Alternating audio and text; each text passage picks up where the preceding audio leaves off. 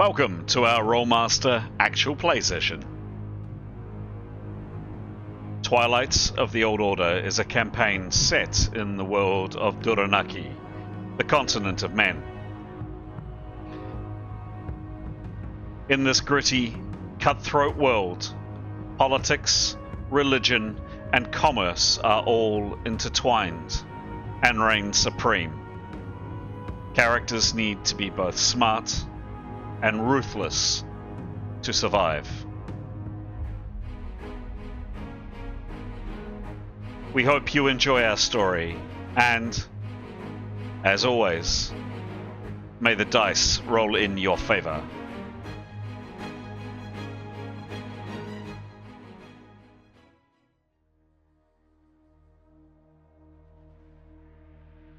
This is episode 142 of Twilight of the Old Order. The Twilight Party have again picked up the trail of their foes, the Committee for the New Age.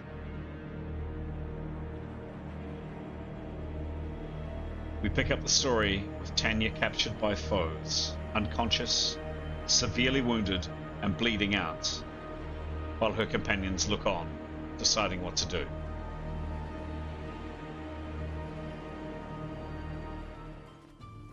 Hello, I'm Chris, otherwise known as GM Chance, and as the words say on screen, welcome to our story. And that story is Twilight of the Old Order. These are the 6 characters that will enthrall, entrance, and otherwise entertain you during our story for this session. In a second or so, I'm going to go to a pre-recording of the players of those characters to introduce their characters a bit more. And then after that, I'll ask each one of the players to just provide a little bit more background info, either a question or an image or something else that just teases out a bit more about their character. But before I do, my habitual thank you to our supporters, the people that follow this channel and provide advice, support, encouragement, and general cheerleading. Shout out, a big hearty Twilight of the Old Order shout out to 3 new subscribers of late. Ed Hart, Bromos Sunstar, great name, or Jose Perez is the alternate name, and Joseph Prezia Jr. A very, very warm welcome to you as new viewers and subscribers of our channel. Really hope you enjoy the stories that we all tell together. And before I do, just one particular shout out to a very loyal viewer, Valencia Jones. Thank you very much indeed for your constant enthusiasm and your interest in what's going on, both in this game and also in our other game, Ain't No Place for a Hero. And you and I have been swapping a few messages in the last couple of days, and Valencia, you and I are as keen as each other, I think, to see what on earth happens to poor Taenya tonight. Let's find out. Alright, so look, as mentioned before, going to turn now to the players of the characters to introduce themselves a little, or at least you get to see their faces, and also a bit about the characters on screen with a pre-recording. And the first person in that pre-recording is Graham. Graham, take it away. Hello, I'm Graham, and I play Severin Kaidegard, who is a human swordsman, a dab hand at the sword. Has spent his whole life training in swordsmanship. He is a very charming fellow and fancies himself as a bit of a leader. Hi, I'm Stara. I play Jada. She's a 6'7" Arab-looking woman. She fights with a quarterstaff, but not often because she's a healer. She grew up in a monastery where they adopted her, and she has just been taught how to heal, do martial arts. That's all she's done her entire life. Hello, I'm Graham, and I'm playing Taenya Anastasia, who is an elven hunter. Dab hand with a bow. She has some outdoor skills, some very adept sneaky skills, and is an interesting personality, a little bit spiky, a little bit difficult to know, but inside a good egg. Kia ora everyone, my name's Anthony, and for this episode I'm playing Ascallion, or Ascal for short. He's a tall half-elf warrior mage who comes from the port city of Shabibi, and accordingly his favourite weapon is his ornate cutlass. As a warrior mage, Ascal combines his offensive and defensive spells along with his prowess with his cutlass and in unarmed combat. Kia ora, my name's Pete, and I'll be playing Nicholas in this episode. Nicholas is a common man and a mentad by profession. That means he is a spell user, and he uses spells from the mentalism realm. Nicholas is a quiet and sort of unassuming sort of fellow. He doesn't like to draw attention to himself. Hello, my name's Giles, and I play Yotto, a grey elf in the 2nd century of his life. Yotto is a warrior mage by profession, meaning he combines the warrior skills learned from his mother, a great samurai in the East, with Western magic. Although life has sometimes been challenging for him, he still believes both in the world and people, and therefore travels light, very light, as he makes his way in the world and on his adventures. And there we go. So hopefully those pre-recordings flesh out a bit more about the faces up on screen, and not only the characters, but the people behind the characters. A little bit about at least their faces, and a few comments from the players who play our heroes up on screen. Right, so usually we play on a Wednesday, as we are tonight, and earlier in the week, habitually I've been sending out questions, character development questions, to plumb the depths of a character's soul. But increasingly I've been asking people to either submit their own questions or come up with an image or a bit of text about the character or whatever. And tonight we're kicking off with Anthony. Anthony, take it away, please. Yeah, tonight I'm just going to answer the question: if your character were offered a powerful artifact with potential consequences, would they take the risk or decline? Yeah, I think well, no artifact defined, but I think he would be curious and probably accept the risk. Yeah, I think his curiosity would get the better of him, and yeah, see what become of it. Cool. Thank you. Who would you like to hear from, please? Let's go to Graham. Doesn't seem to be questions about the Socialist Manifesto, so I'll go with. Instead, I'll start with Severin, and we will talk about how do they feel about killing in the name of a greater cause, and where they draw the line. Well, he's quite like he does feel it's on a greater cause, and people who get in the way or are actively working against that cause, you know, have it coming. Quite frankly, they're not innocents. We haven't killed. He certainly hasn't killed any innocents. He's what he considers to be soldiers of an opposing cause, trying to bring down the world order. So, you know, other than that, he's killed people who are trying to kill him. Generally, he doesn't generally kill a sword, draw a sword and run anyone through for the hell of it. So he feels okay about it. It doesn't bother him at all, because he figures that he's got it coming, and by doing this killing, he's really saving other people from being killed, in his view, even if that's, you know, a little simplistic. Meanwhile, Taenya. Greatest regret, do there be redemption? Is possible for them. Biggest regret, turning invisible, flying inside a palisade. Do they believe redemption is possible for them? She doesn't really think like that. So she's not religious. She does what she does. She doesn't believe in any judgment. She won't be judged by anyone. She's only got herself and her family, really. And if the party turned against her, that would upset her. But no, it's not something that particularly worries her. But yes, she would have liked to maybe have simply opened the gate when there was 2 sleeping guards, but it wasn't to be. Excellent. Can I hear from Yotto? Thanks, Graham. So Yotto's going to answer the question: if your character also was offered a powerful artifact, maybe this is something that particularly interests warrior mages, with potential consequences, would they take it? They take the risk or decline? Well, so Yotto may look in his mid-20s, but is a fair bit older than that. And so certainly wouldn't be rushed into taking a powerful artifact. His dad was a trader, his mother was a warrior, and so he has an inclination towards kind of those sorts of professions, but he is well versed in the use of magic. So I think he would want to know or try to identify what those risks and benefits were to make an informed choice. Having said that, if the powerful artifact was one that was going to greatly increase the chances of vengeance for his parents, he would be happy to accept a much greater risk in order to both acquire and use that artifact. So I think it probably depends on the circumstances. Cool. So that's him, and let's hear from you, Stara, about Jada. So there's a couple of pictures. Can we have one Yep. when she's older One sec. first? One sec.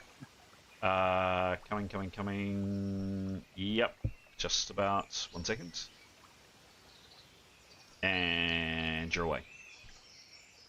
Oh, there she is. So there's Jada in an apothecary, where she became master of learning potions and using herbs. But it wasn't always this way. So the next photo is her when she's younger. In her teenage years, she went through a little stage of just fooling around. So she would do like a backwards incantation, and then what would happen is it would change from a healing potion into a bomb. That's her learning state. Nice. And she's got the same green eyes. Definitely the same green eyes. Same AI. All I said was But- make it explode, and she turned into some cartoon character. She's I very think, bright. are we looking at the Disney live action and the Disney Yeah, original? What's that? I couldn't get it back after it changed. Yes, that's why she looked so It just surprised. goes to show how Oh, animation has changed over the years. It's so much more realistic. Over the seconds. Nice. Oh yeah, true. Thank you. Great, and I do love these images. Thank you very much, Stara, for providing them, and just encourage anybody else to either play around with some AI or find something online that interests you for next session, perhaps. Nice one, Stara. Thank you. And then finally, there's one person to hear from, Pete. You? Yeah, those images are maybe I need some tips from you. For Nicholas, I'm going to answer the same question as Stephen. How does your character feel about killing in the name of a greater cause? And where do they draw the line? Nicholas already has his core, does things in the name of a cause. You know, he got his research, and he understands that the ends justify the means. So he would apply. You know, he researches as he feels he must. And so same with our adventures. Definitely, he happy enough to kill people for this cause. He does try and avoid overt cruelty and icky bloodshed that's just not needed. Icky bloodshed. Yeah.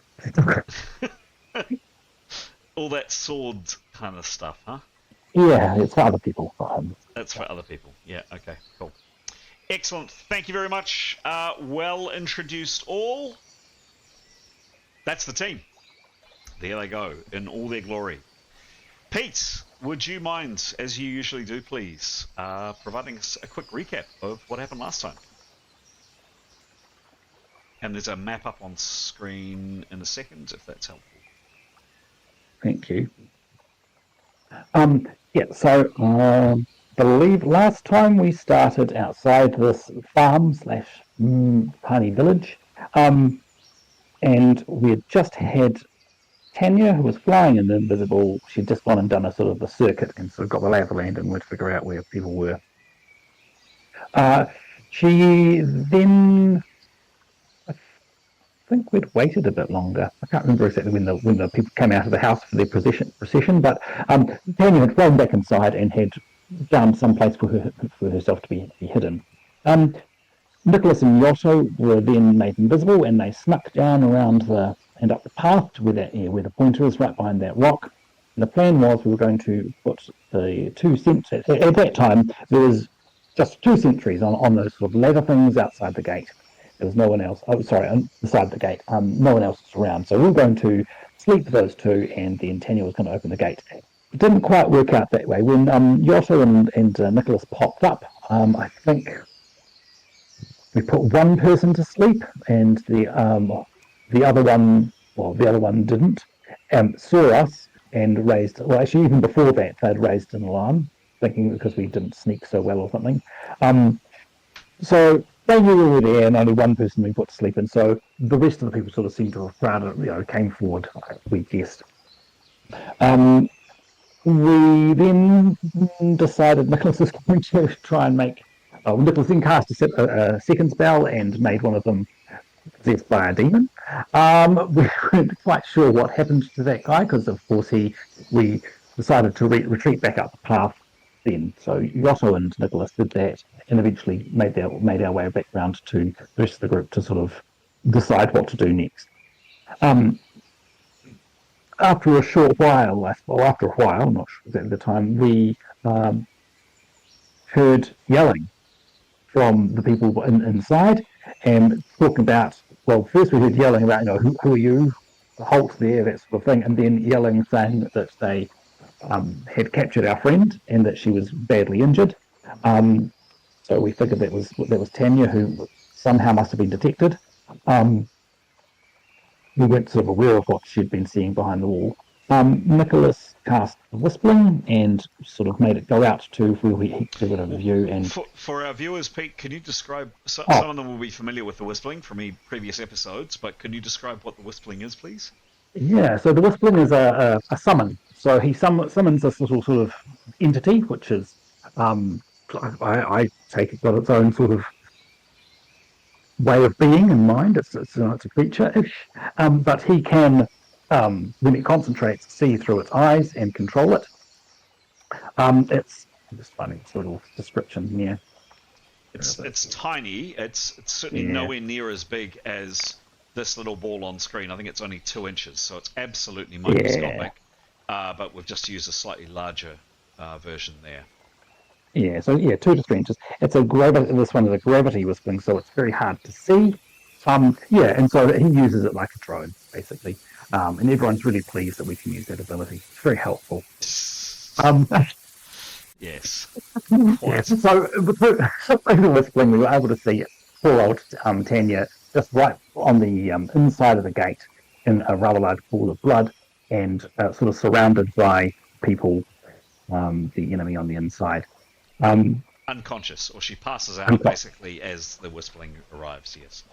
Yeah, I think that's pretty much where we're at. Yeah, perfect. I think that's spot on. Anything else by anybody else? Anything I've missed? Going once. Going twice. Alrighty. Let's start the game. Yes, sorry, I was going to ask how...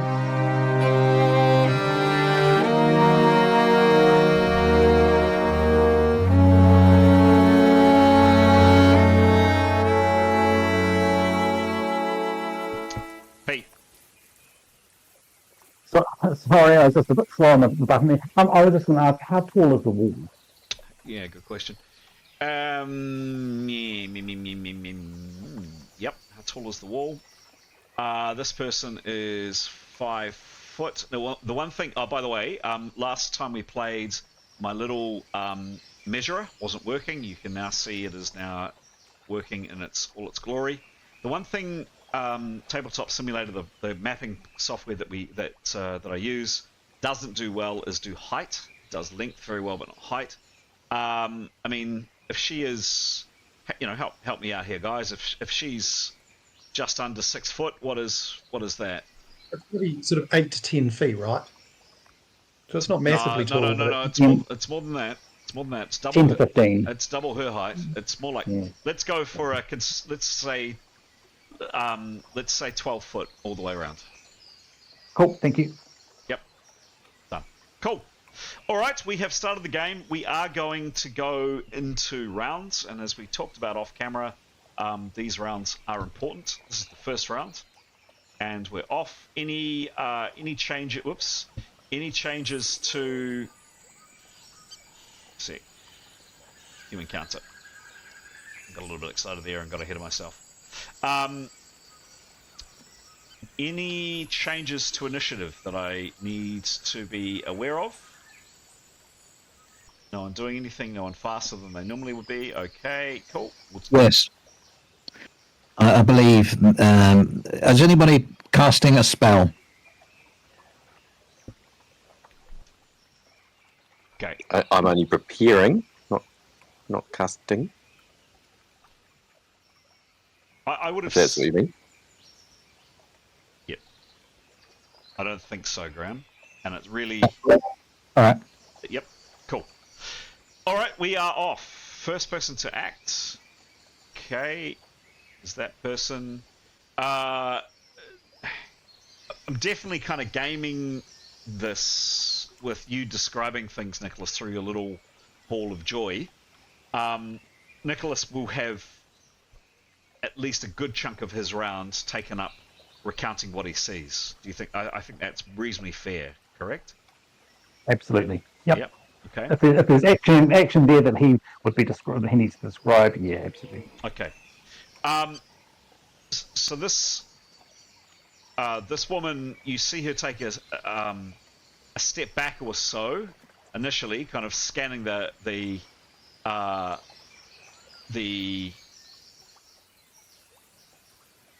that you're cowering behind, or you're crouching behind, and then moves up and she says something to this person. You obviously can't hear them. The whispering can't hear sound. Jada, you're next to act. What do you do this round?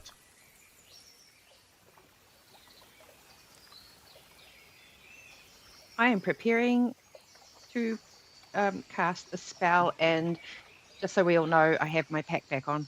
Okay, great. Thank you. That's a 90% action. With the remaining 10%, do you do anything else? I get my bell of stunning chimes out. That's it.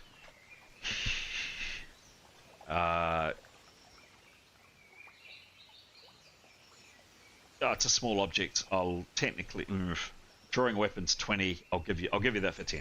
Yep. It's a small object. Cool. You have it in your hand. All right. Next one. This woman, as she moves a bit closer, you get a slightly better look at her whistling.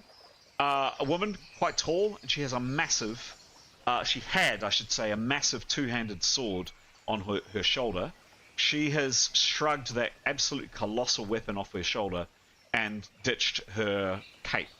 The cape's lying about here, and she's got this really large two-handed sword, and she moves up to the end of the bridge there. Yotto. Sorry, what did Jada do? I had a little glitch in my internet. Preparing. Preparing. Okay, so Yotto's going to prepare as well. Done. Anything with your 10%? No. Okay. Moving on. Okay. Probably the best action the closest person to you, whistling, is this person here. And I really am giving you guys way too much information, but that's all right. He has an arrow on the string of his bow, and he is scouring, like his eyes are tracking and his bow is tracking both the path, and he's kind of scanning and tracking with the bow. He's definitely watching this entire area in front of him. And obviously, if it isn't obvious, an arrow is on the string. Okay.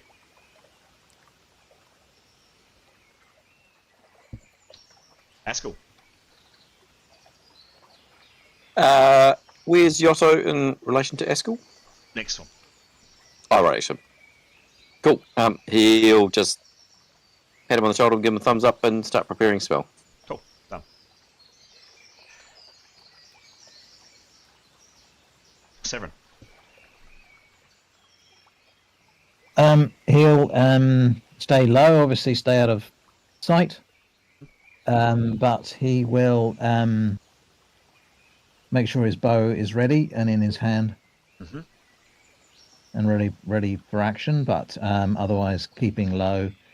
And he will, while he does that, he will whisper a plan to those who can hear him. Actually, I should have arrayed you before. So as we go through each character, please tell me where you are. You can move realistically wherever you want to be behind this ridge.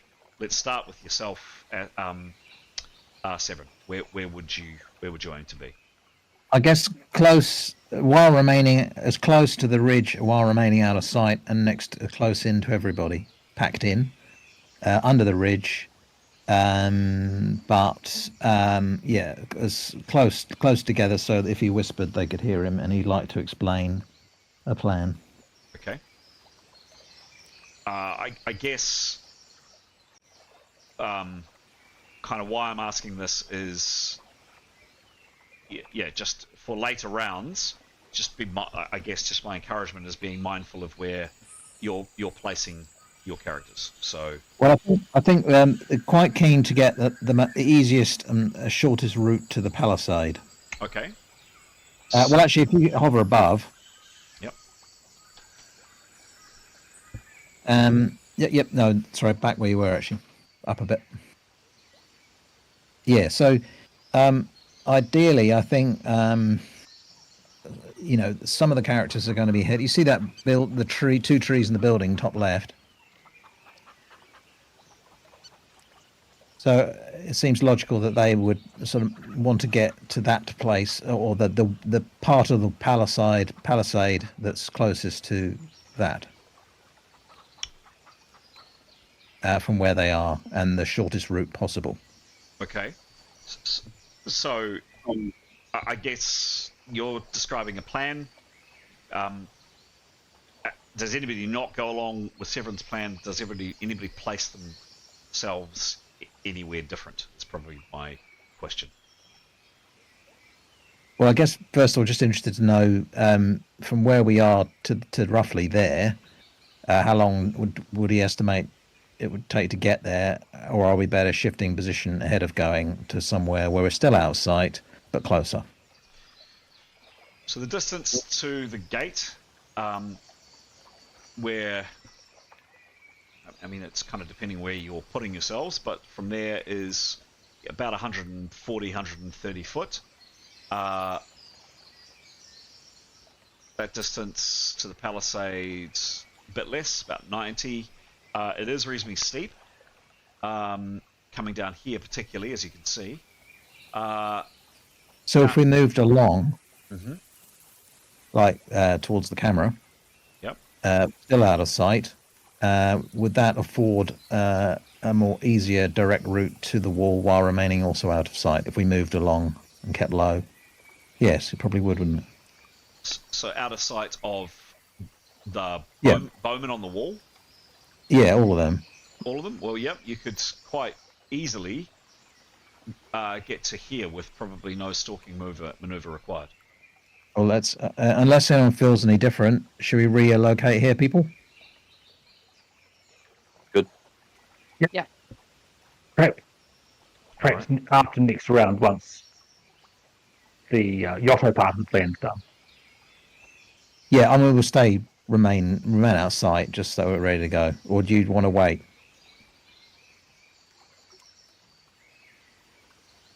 I think, I suppose Severin's plan is that Yotto gets invisible and flying next round. So Yes. Once that's done, the rest of us are free to move. Okay. Yeah. All right. Cool. So we'll come All right. So to answer your question, so Severin stays where he is with his bow within reach. That's his action. Jadar's preparing. Yotto's preparing. To answer your question specifically, I would say very easily, without any need for a stalking maneuver, you can get down here, and you are, very, very easily out of view from anybody here. Cool. And you could quite easily get to there, and that distance from that rock to your palisade is 50 foot. Right. Even shorter if you're going from here. It's 40 foot. Okay, great. Thank you. That was Severin. So your One of your guides, Brannon, this guy here is...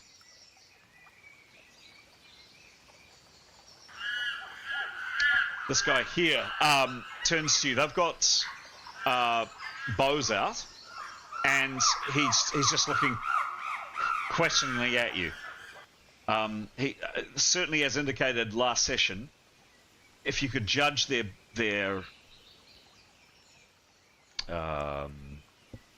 read their body language, these guys are quite keen to book it and get out of there. But he's looking for direction from you. He doesn't say anything specifically, but he's kind of looking from character to character. If Severin's able to answer, Yep. he would ask him. He says, "If you're willing, once we need to take that archer out. When you see a shock bolt magic come from the sky, if he doesn't fall, could you shoot him as well? That would be very helpful." Okay. Sorry to be a pain, but what language are you speaking, Severin? Oh, no, he speaks Westron. He does speak Westron. Halting Westron. Yep. Me too, then. Yes. Okay. But I can speak. Okay. Could you give me just I don't know, some kind of social roll with that, Severin? Just to give me a Social? sense. Yeah. A charm roll? Yeah, sure, if you like. All right. 85. 85 plus. 65.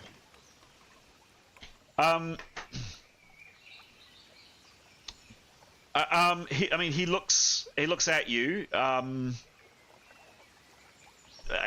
nods. We do. We hate Thank Turong. We hate Turong. Yes. Yeah, I'll just we underline stay that. here. Yeah, we are not here to fight. We're here to guide, but we will shoot. Yes. Thank you. That would be very helpful. Thank you so much. Okay. Next up is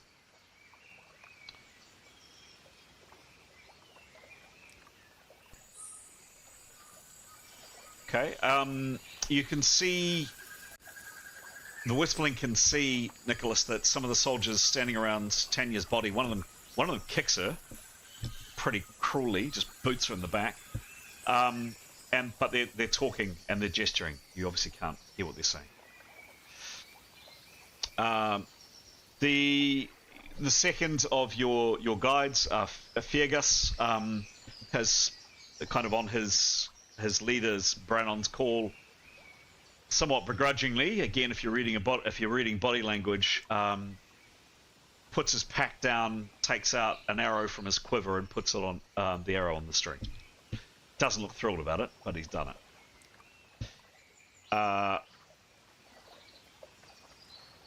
Nicholas. Like you say, Nicholas will be translating. He is just listening to Severin's plan. Yep. And will chime in if he's needed to say what he can do to help that. Yeah. Cool. Okay.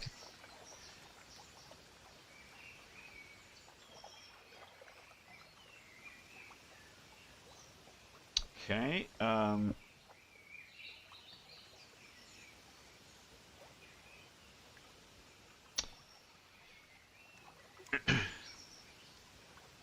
Nicholas, you all hear an absolutely blood-curdling scream.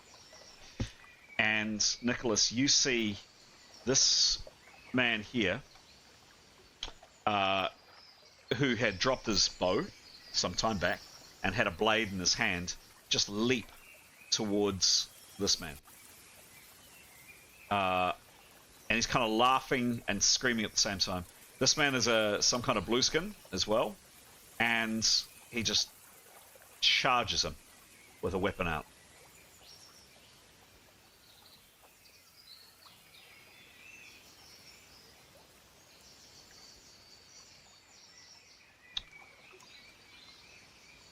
Just take a second.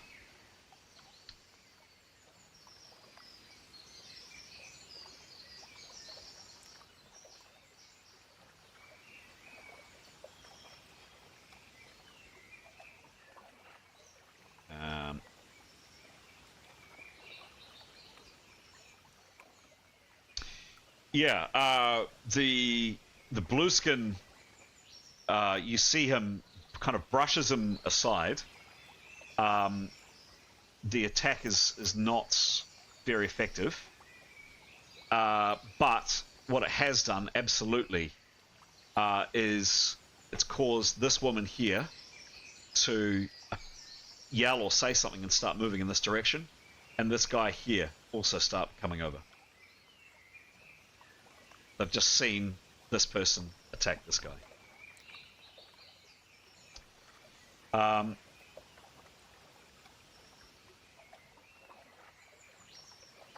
Your third guide, again following his two peers, picks up a bow. You can kind of almost hear him grumbling. You can almost imagine what he's saying, but he's put an arrow on the string, and he looks like he's, going to toe the line.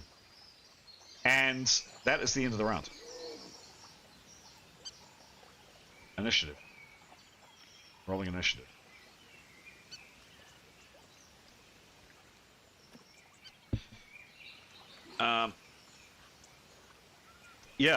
You see via your Whistling Pete's this woman coming over, and she's just yelling something at this soldier who's flailing and laughing hysterically and screaming and just behaving very, very oddly.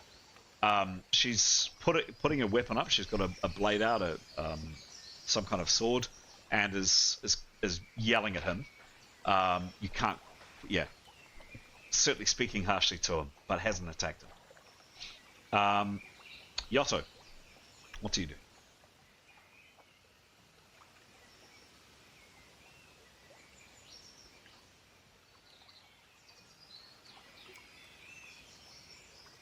Yotto, hello? Still with us, Giles? Sorry, my internet cut in and out again. If this happens again, I will move. I completely lost your question. What was your question? Is Yotto up? What is Yotto doing? Okay, so at this point, I don't think there's much Yotto can do. If I remember rightly, Yotto was preparing at the end of last round as well, our last game. So he will have prepared for more than 4 sessions. We have a plan, so he just needs to wait to be made invisible and wait to fly. Okay. So can you? I mean, if he's 4 rounds deep from a prep perspective, that's as much as you can be, isn't it? Correct. Yeah. In which case he waits. I mean, he would prep, but there's no point. Okay. So I guess he'll opportunity action just in case, but he's just going to wait basically until he's made invisible and flying. Okay. Sure. Cool. So opportunity action to do what? What is his action once he is made invisible?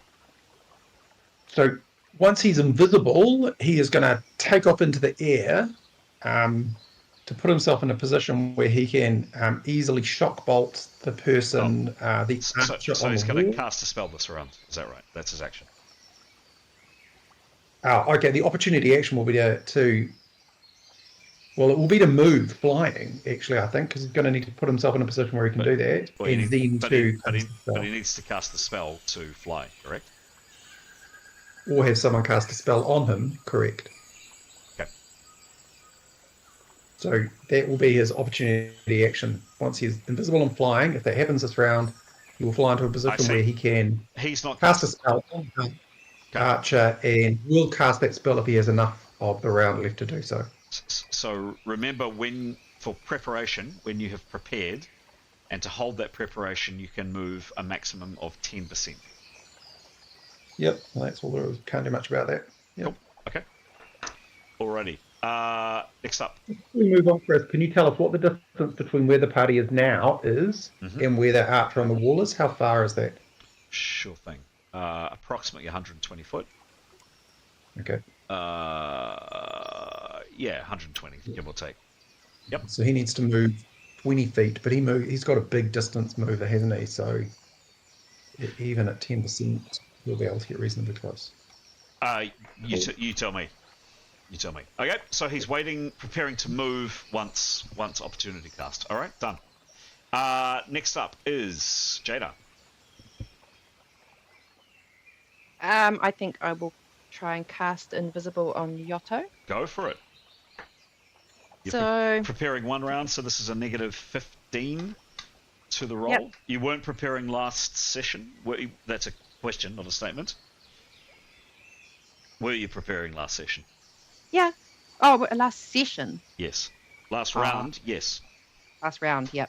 I was. Okay. Because I want this one to work. So I'm going to do my sweeping hand gestures. Funny looking, like sweeping arms, choreographed movements to make this very effective. Put my hand on Yotto. Yep. Give me a roll. And here we go. Please.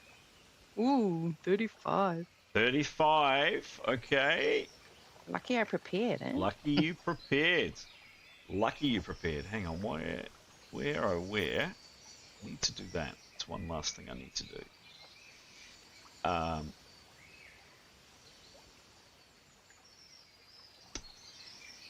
I have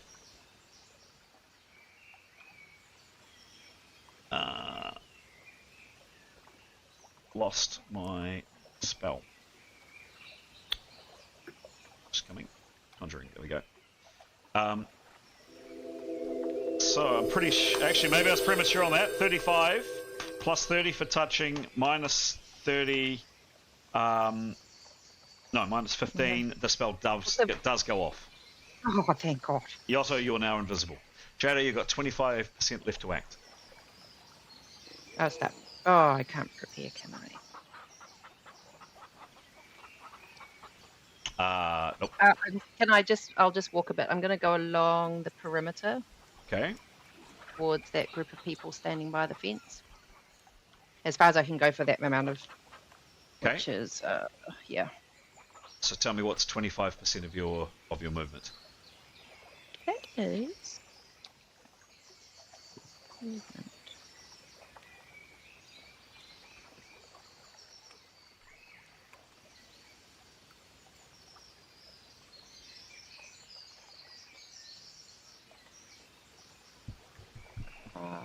Base movement, right. 65 feet around. Am I reading it right? So, 5 feet. sorry, how much? 65 feet per round divided by 4. Let's say I just go 15. 15, cool. And where's she going? What direction? Can we zoom up so I can just see where we are? Oh. Yeah. So straight to the fence. Straight ahead. Avoiding those rocks. I'm going to move towards those people. I want to do something to them. Straight ahead.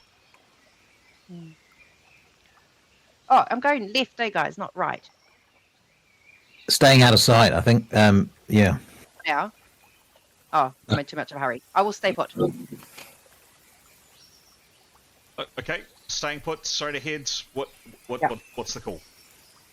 Staying put. Staying put, cool. Alrighty, done. Next up is okay.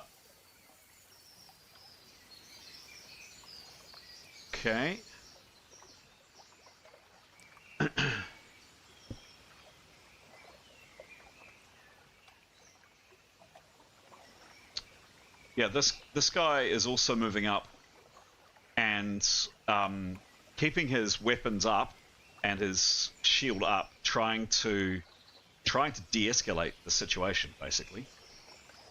Trying to figure out what on earth is going on.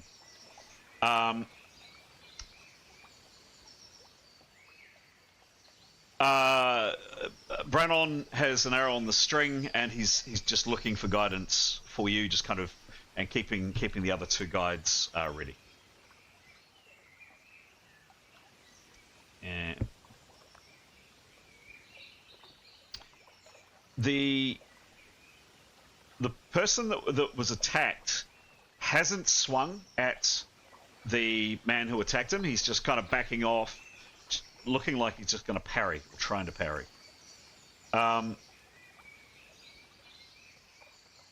Nicholas, what are you doing? Nicholas is going to continue to quietly narrate what he can see.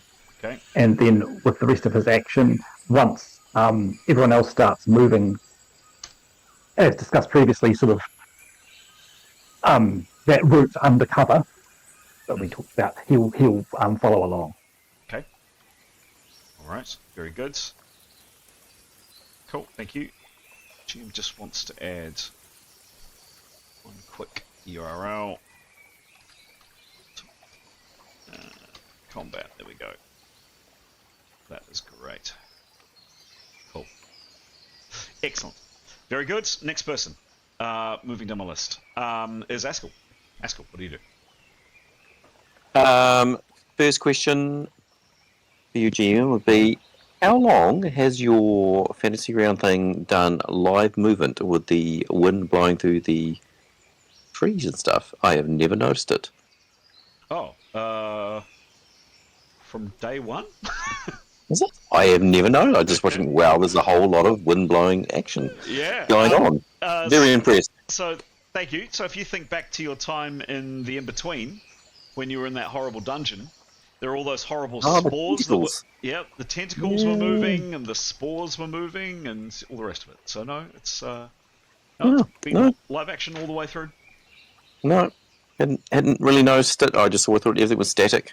Maybe it's some of the angles and views when you're doing the bird's eye or something. Anyway, Askell will continue to prepare. How many words can he get out? 10%? Oh, for 10%, a moderate amount. You know, you could have a short conversation. Right, I would say, Yotto, come closer to me. Okay. Yotto's right next to you. Yeah. He's gone invisible though, eh? Yes, he has. True. Yep. Yes. Yep. Okay. Come closer to me so I can touch you. If he isn't. Yotto will do that. He'll just romantic. gently lay his hand on Askell so he knows exactly where Cool. it is.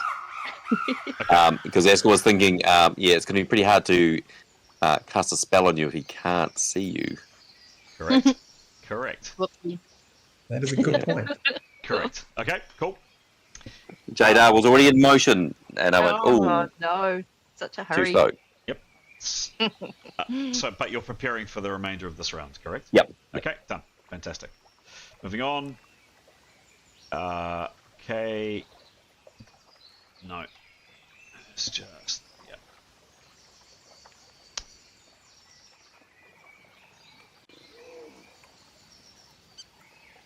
Severin.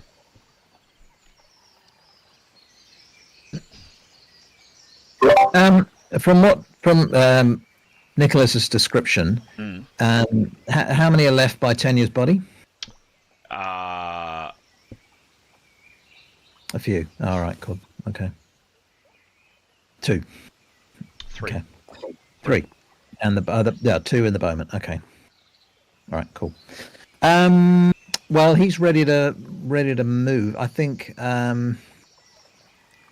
Yeah, he may as well start moving down to that point that we spoke about. All right.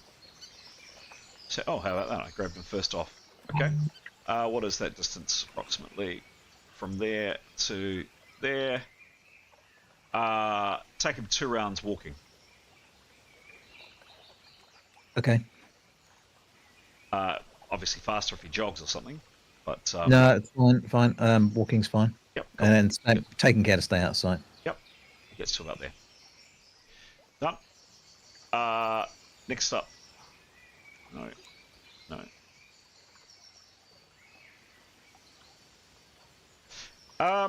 So again, Nicholas, back at this situation here. There's another just absolutely blood-curdling, like just chilling, almost inhuman scream from this man's throat, and he changes victim, and somewhat surprisingly leaps at this guy here, one of his companions, with an axe, and again just wildly flailing with it's actually a hand axe. It wasn't a blade; it was a hand axe he had in his belt, and is just desperately trying to brain this guy, absolutely take down this person, one of his companions. Let's see how he does.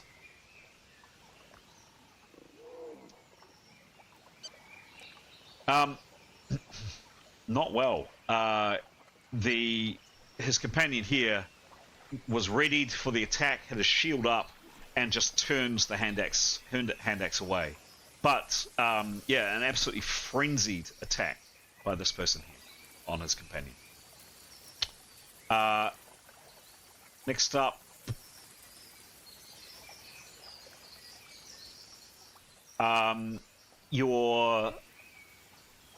all three of your guides, as mentioned, are ready, kind of prepared. They're crouching down just below the brow of the hill, just peering over through the ferns and the foliage, looking down, and they have arrows on their string. And that is the end of the round.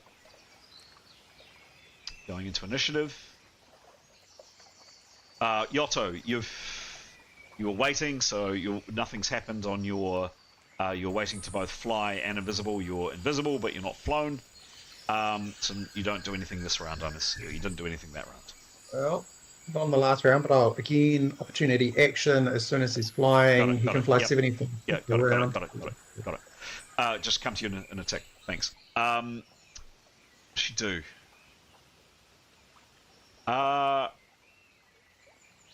This woman moves around behind her companion, and she's directly behind him, and attempts to smack him with her sword.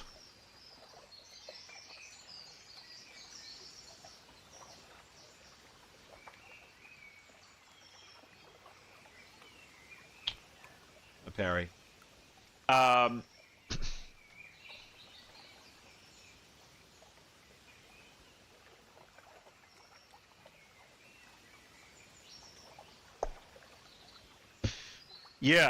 She hits him pretty hard in his arms. She's directly behind him, so he didn't even see the attack coming.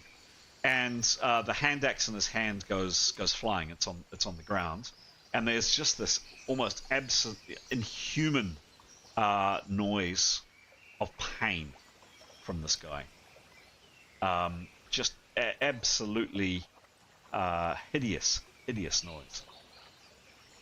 And that blow would have stunned or put anybody out of action. It's a pretty serious hit. Jada, what do you do?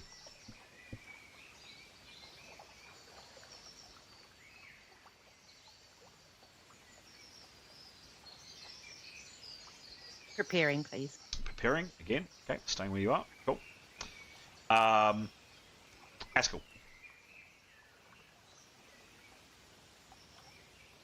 One more round of preparing, thanks. Any other action with your 10%? Just hold Yotto's hand a little bit tighter. Cool. Nicholas, anything else from you? No, same as last time. Cool. Yotto, anything else from you? No. Cool.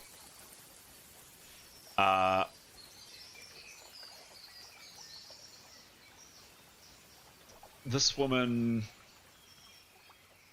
moves over here, and then initially starts moving over here, and then starts heading back towards the gate.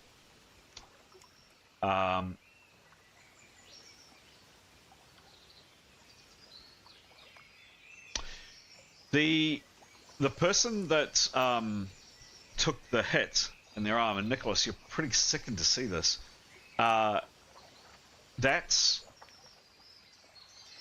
That injury would have taken a normal person out. They would have been in pain, and they wouldn't have been able to function. This person spins around. They've dropped the hand axe and just leaps at the attacker, the woman behind him. Clawing, kicking, biting, just all-out attack, frenzied attack. She can't parry.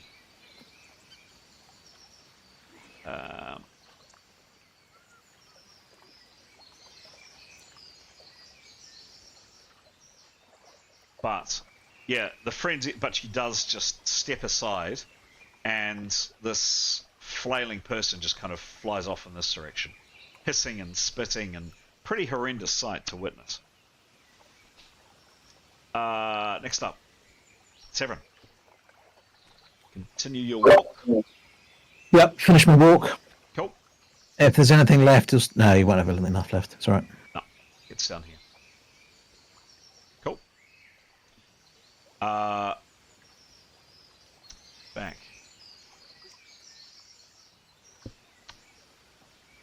The guy with the axe comes up and swings. This time, hard to see, probably a bit generous with my description, but he almost pulls his shot. He's probably not trying to kill, but he definitely tries to wallop, again from behind this time, the person that attacked him.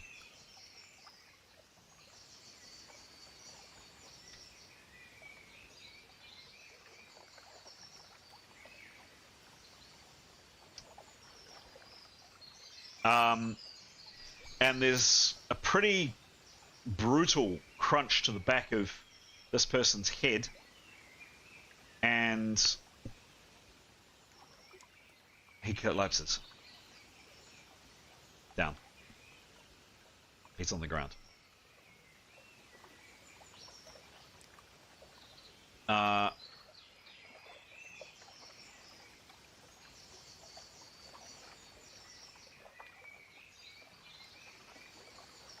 This guy here moves around and is standing over the fallen person on the ground. And that's the end of the round.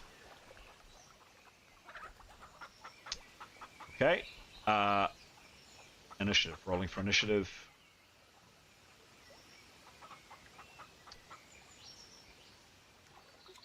She's coming up to inspect the person on the ground too. Jada, you've prepared one round. What are you doing this round?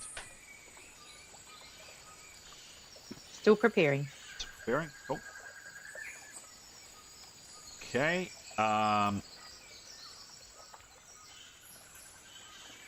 Okay. This person here moves up to the house. Moves behind the house. This person here moves over here.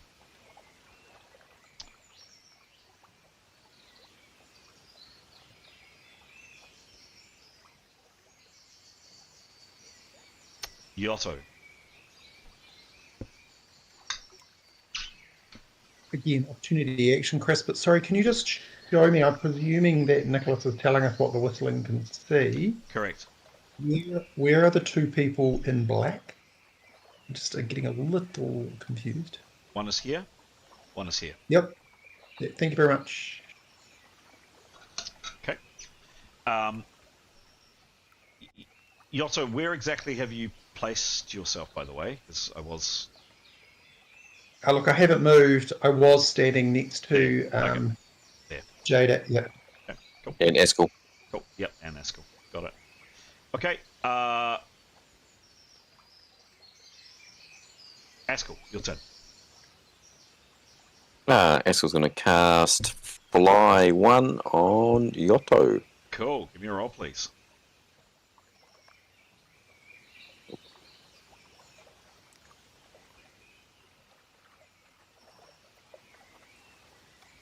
Oops, sorry, wrong location. Let's try that again.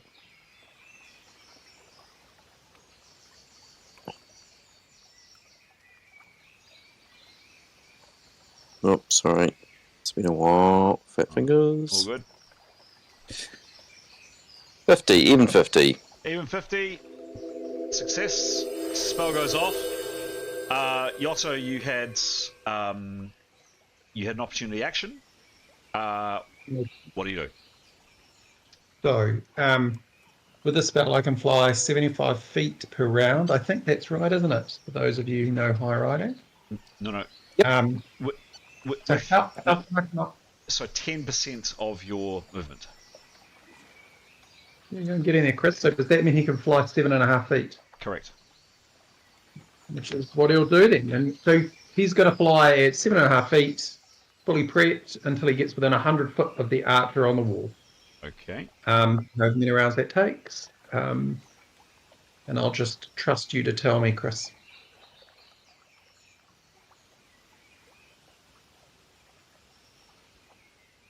Okay.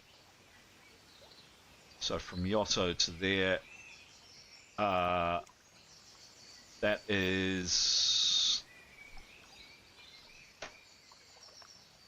5 rounds. that's 5 rounds. Yeah. I mean, I guess this is all just a bit stupid, isn't it? Because he'd be better to lose all of the prep he's done. He'll fly 75 feet, so he's close, and he'll just spend 4 rounds prepping before he casts. He will save himself a round. Okay. So he'll ditch all the prep, and he'll fly 75 feet. So he's basically sort of, if you just move him, sort of 75 feet at an angle of about 60 degrees up. So it puts him within a 100-foot radius, and he wants to make sure that he is within 100 feet of the large group of the person in black. So in terms of moving forward, it's the group of 4 next to the maniacal chap he wants to be within 100 feet of. All right. So we'll 75 and 150 it'll be. So you tell me where you want him to be, please. Yeah, okay, that's all good. Just put him there and tell me if you just drop him there, how far is he from there to the singular black character? Bearing in mind he's in the air. Yeah, true. True. Is he within 100 feet? Yes. Good. And what about the large group with the other black character in? 100 that's 100 foot. Yep. Okay, fine. So long as that's fine. I mean, that's essentially what he wants to do. And so I can just let you know what he's going to do, Chris. He's going to prep. He's going to shock bolt the archer, and then he'll be looking to prep and use his firebolt. So that's why he wants to be in that range, so he can spend most of his time doing that. And just so you are aware, of course, his blur will still be on him. Okay. So for this round, he's moving 75 foot. That's cool. From man. He's flying. Yeah. He would be if I could grab his little token. So he was about there, and he moves 75 foot to kind of there this round. Cool. Choiceness. Yep. Okay. Pina colada in hand. Pina colada in hand. Lovely. Okay, cool. That's yeah, look at that. Thanks. Look at that. Cool. Next up. Nicholas. You're still acting as description person. Yeah, but I assume that Nicholas will sort of key into the Askel's cast a spell. Yes, sure. Yep, sort of, has he gone yet? And, yep. And then Nicholas would use the rest of his helmet round he's got to move, following Severin's footsteps. Okay. So you're moving 50% because you're guiding your... Yeah, okay. So where is Nicholas? Can I ask what the maneuver would be to make that at a higher pace? I'd say I'm trying to cut out running maneuvers. To jog, I'd give you a little bit more. Yep. Yes, please. So he'd get to get to there. So long as he's at no risk of being seen by a jockey. He definitely is not. There is well and truly a large chunk of rock in the way. He can't be seen. Thank you. Thanks. Okay. Severin, you're at your rock.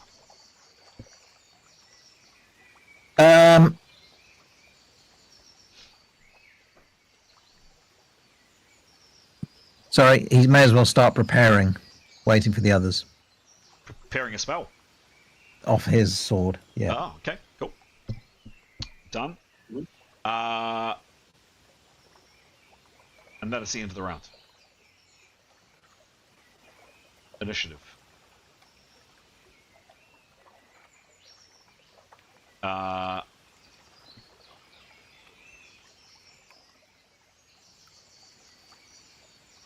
Yeah, this... Okay.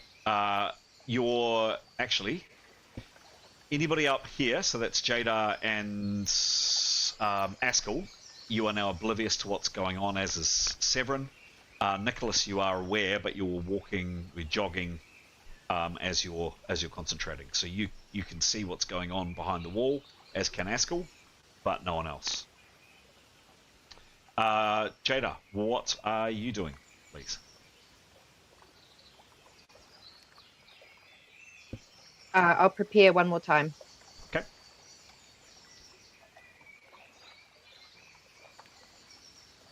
All right. Yotto, you moved to there last time. What's your action now?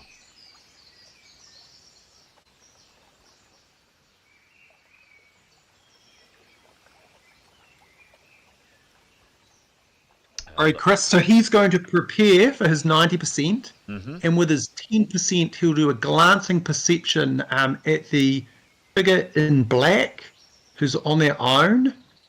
And what he's looking for are signs that would suggest this person is Turang. And if he's half elf, he might be able to make out his face if he knows or recognizes him.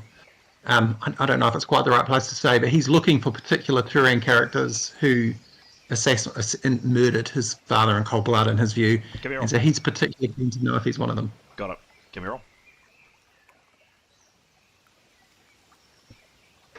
59. 59. Cool. What's his perception? Pretty crappy, but he's an elf. Oh, it's very good. It's 9. Oh, that's right. It's 48. 48. Thank you. Different character. Look, Yeah, you don't. It'd be nice if it was tough. Yes. You don't grab a lot of information, but you see it's definitely not a him, it's a her. It's this woman here. She slipped off her cape as described, and she has a really big sword in her hand. That's Any it. markings that suggest he's Turang? You've got no Can't idea, tell. and you can't tell. Yeah. Thank you. Cool, but stays where he is and prepares. Done. Next. Okay.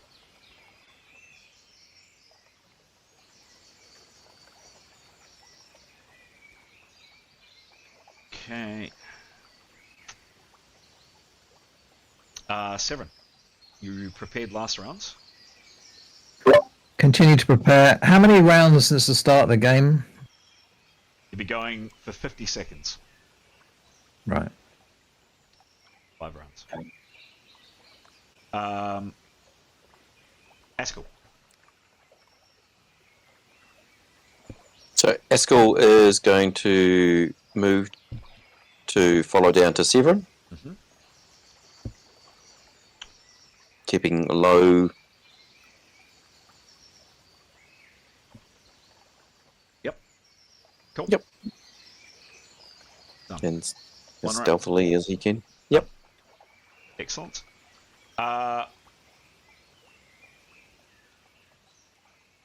Nicholas.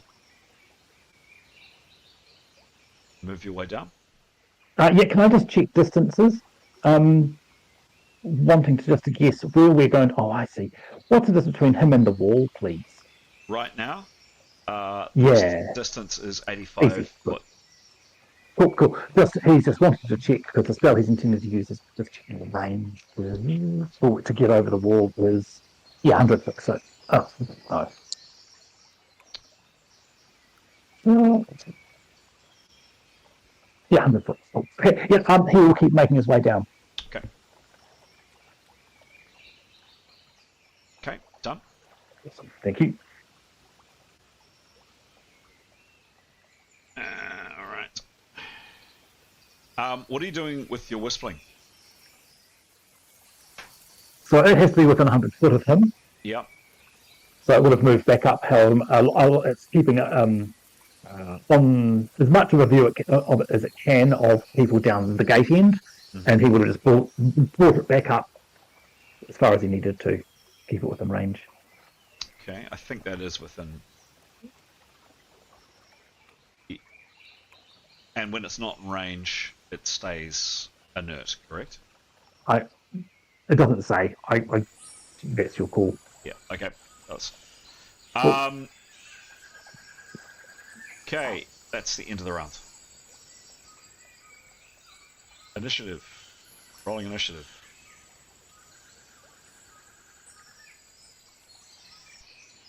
Okay. Jada, what do you do? I prepare again. Okay.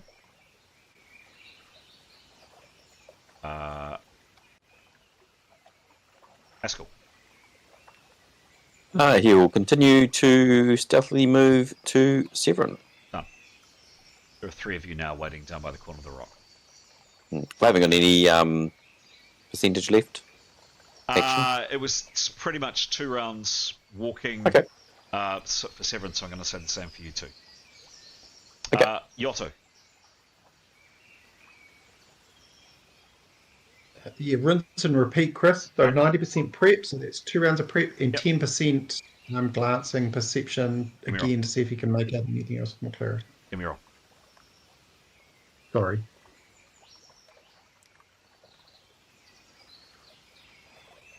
95. He might see something this time. Fortunately, it's masked. Sorry, mate. Ah! Plus But he 48. knows what he's looking for. He knows what he's looking for. He does get a bonus because he's specifically looking for stuff. I mean, you know, he thinks he gets a reasonable look at this woman. He's got no idea who she is. The others, you see, obviously, this one here is moving back towards the gates. A couple of them have kind of moved position here. Well, no, they've kept Tanya's bloody body where it is. One of them's taking up position here, and then this guy has moved up here a bit. And there's just this one chap up on the fence who has an arrow on the string. Nobody else?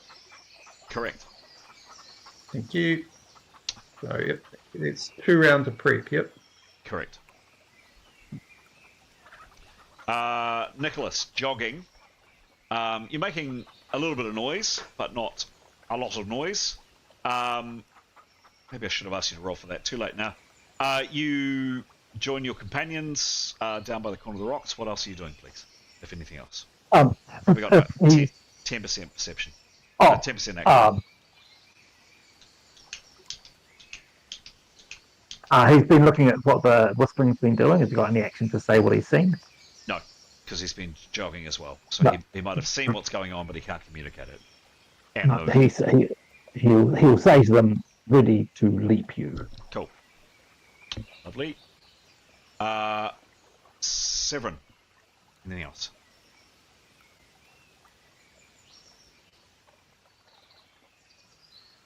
Severin going once. Severin going twice. He is ready. He will leap.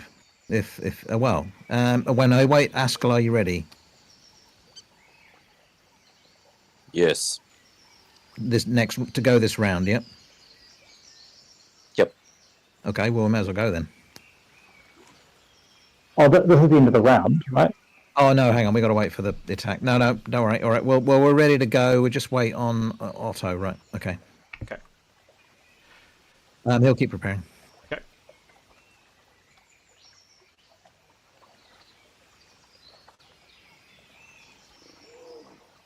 Okay. And that is the end of the round. Initiative. Rolling initiative.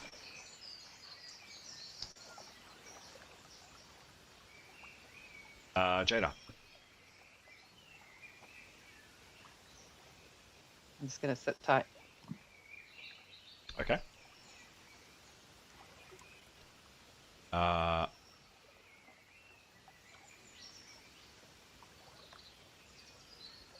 She moves over here. Yotto. So Yotto's going to shock bolt the archer. Okay. I might need your help to walk me through this, having not used my shock bolt spells before. Yeah, sure. So that's 50 foot away. All right. Yotto. So this is the ring that he attuned that he's using. Yes. Yes. Yep. Cool. You need from me. Nothing. actually, Awesome. yeah, no, I do. Sorry, I do need something. Does he have any skill in shock bolt? He has no skill in shock bolt, but he has directed spells to a level of 80 with firebolt. So he'll have half of that for a shock bolt, correct? Correct. What's that? 80. Okay, I didn't update that. That's fine. Cool. Plus the ring bonus. Oh, thank you. And the ring has a bonus of 10, I do believe. Sorry, I can't get onto my other. It's on 20, the. I believe. Plus 20, isn't it? Is it? Check. Yeah, I think you might be right, actually. Nicholas attuned it. I'll just check if I'm just checking this. Yeah, plus 20 ring of shock bolt 3 times per day. Thank you. Okay. So plus 20 for the ring. Total of plus 60. Cool. The range is 50 foot. That's neither a bonus nor a negative. Do I give him surprise? I'm going to give you surprise because. What? Waving his hands around like a maniac, and he's invisible. Okay. Waving his hands. Does he shout? No, he'd do nothing to make himself noticeable. Absolutely not. But he is waving his hands, invisible. Okay. Is this it gives him an advantage, doesn't it, Chris? It does. Remind me? Plus 10 for Make waving. him Hang on, invisible. let me just check that.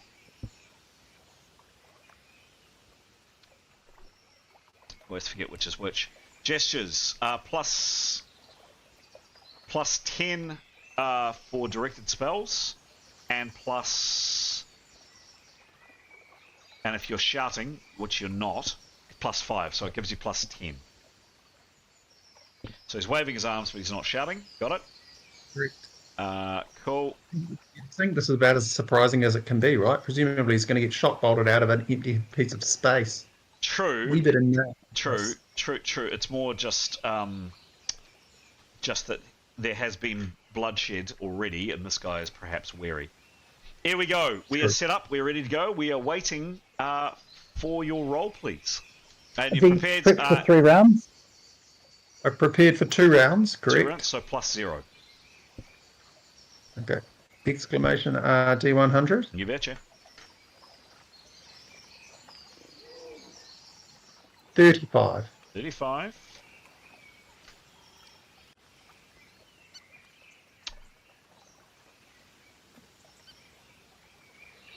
So it's not an outstanding. Oops, Daisy. Where did that go? Where did my great sound effect go?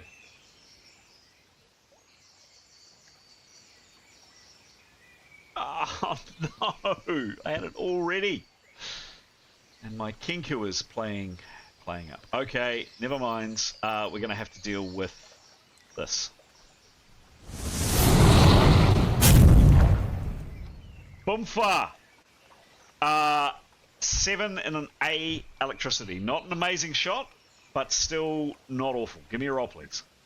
You help me understand, Chris. Do you take the 35, add 60, so you get a figure of 95, and then look on some table to figure out what to do? Have I got that right? Hang on. Coming into main game chat now. Okay, I appreciate that. Thank you. But yes, that's what I do. Right, fantastic. That's really helpful. Really good. So he did what, sorry? 7 in an A electricity. Roll the A, please. D100? Always. Almost always. 85. Nice. Nice. Smash. Hits him in the front. He screams out in pain. And you do him another 12 hits. I'm going to roll to see if he tumbles off his perch. Oh. Yeah, you hit him hard. And he, unless he rolls really well, he does roll really well. He's staggered. He nearly falls. He's staggered to one side. He does drop his bow. And yeah, he screams out in pain. He didn't like that at all. Yotto, you are now visible. You're in the sky. You've got 25% remaining action. What do you do? Okay, and as you know, Chris, I've still got blur on, so I will look blurred to anybody. Yep. And it makes a change to my DB. So, thank you. At 25%, what is he going to do?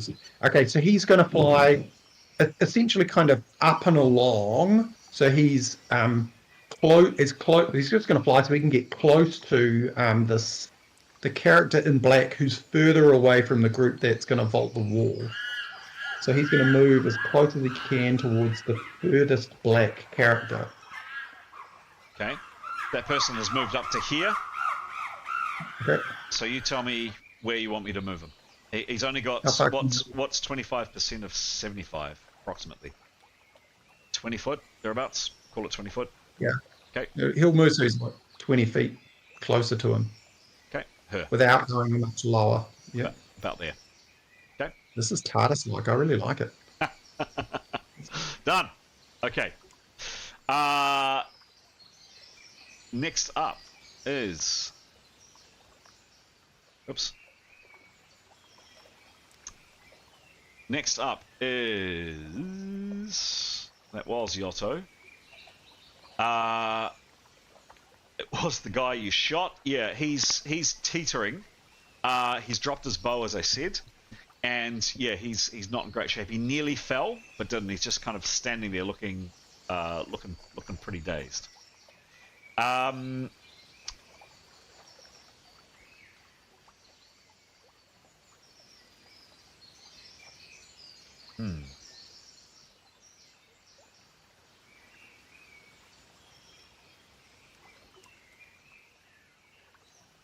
Okay.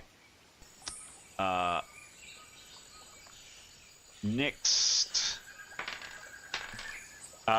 there is a twang of a bow.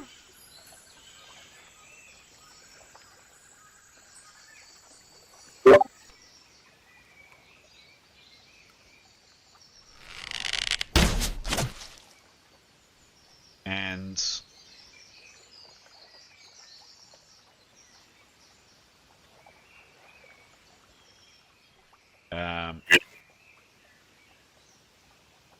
Yotto, you see an arrow smack into the guy that you've just hit. A relatively ineffectual arrow, but still an arrow hits him, and it kind of grazes his shoulder. Next, Askell, you've heard the scream, and presumably the spell go off. Maybe the spell go off, but certainly the scream. What do you do? Yeah, Askell's starting to prepare. Okay, cool. I thought you were ready to go. Well, I've just moved down. I have to. Well, I can snapcast, but I've got a penalty. Okay. Yeah. Okay. I thought that's what you were meaning. Am I ready to go? It was like, yeah, ready to prepare for the next round. Okay, you're preparing. Anything with your 10% action? No. Okay.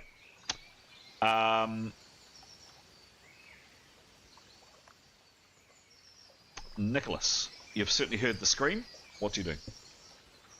Nicholas will say to Severin, I can leap you now. And Nicholas's action will be to hold and cast leaping on Severin when it's needed. And he'll say to Askell, I can leap you next round. Okay.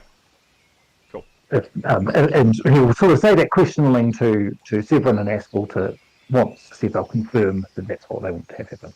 Okay. Cool. When we get to them, they can duly do so. Askell, unless you wanted to confirm that now, because we've already. I thought Askell was flying in. Cool. Happy if he wants to fly in. Yep. Just needs to be next round because Severin can't be in there by himself. Okay. Yeah. Moving on.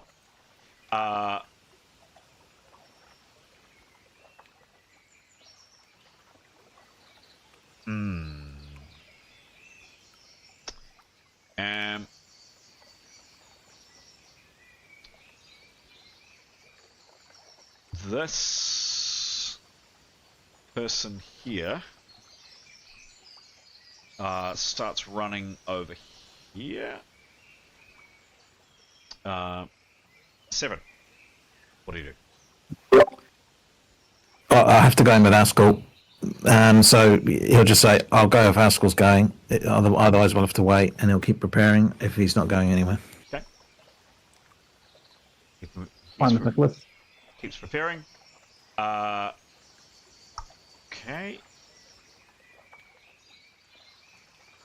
There is another...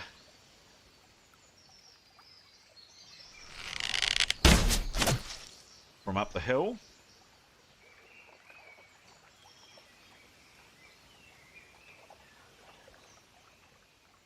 And this time, Yotto, you see the arrow just fly far past it to miss.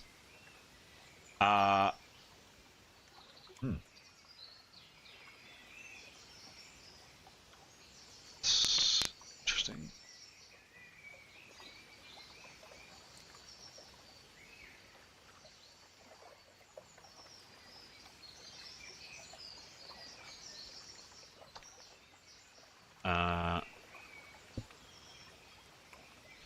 This person here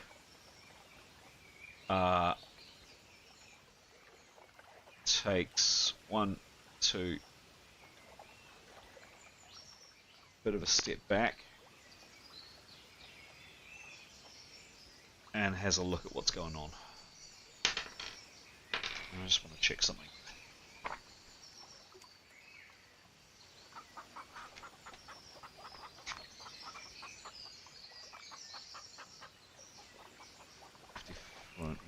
Interesting. Interesting. Oh, that's so annoying. That's, yeah, okay.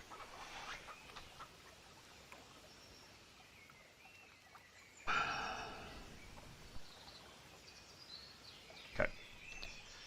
All right. Cool. And there's a third bow shot from up behind the hill.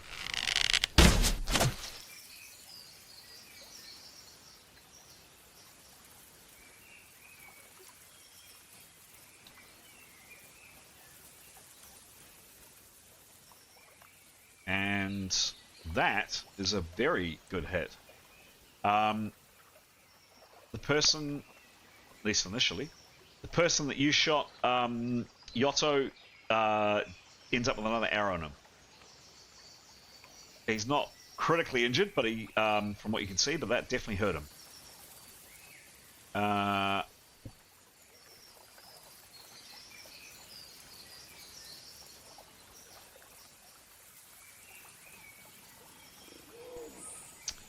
This guy here also moves back to get a better look at the flying, insane person that just electrocuted their mate. And that is... and there's all kinds of shouting from down here. Yotto, do you understand Thebronic?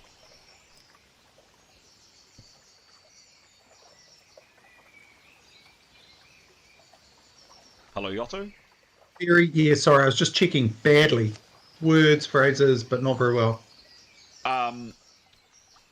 Could you give me a communication roll, please? So, what's his rank? How many 2. rank? 2, okay. And reasoning and memory combined, please. And divided by 2. Okay, so the roll is 92. Yep, cool. Plus... And his reasoning and memory, hang on a second, is... And I divided by 2, right? Yes, please. 13. 13, cool. Wow. Yeah, I mean, your Thebronic is not good. You've just picked up a few words here and there, but a roll like that,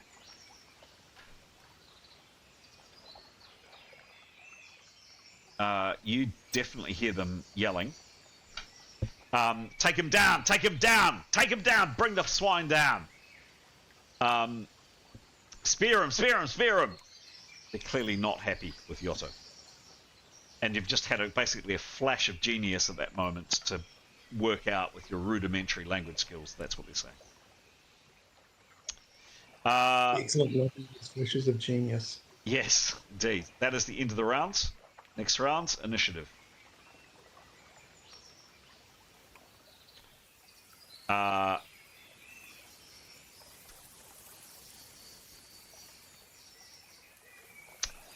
She moves over here. Jada, what do you do?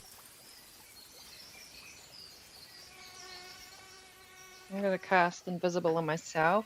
Go for it.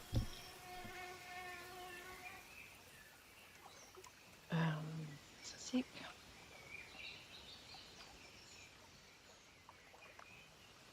Should really have the fighting music on, but my thing isn't working.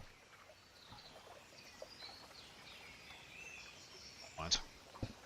95. 95. Definitely that was a success.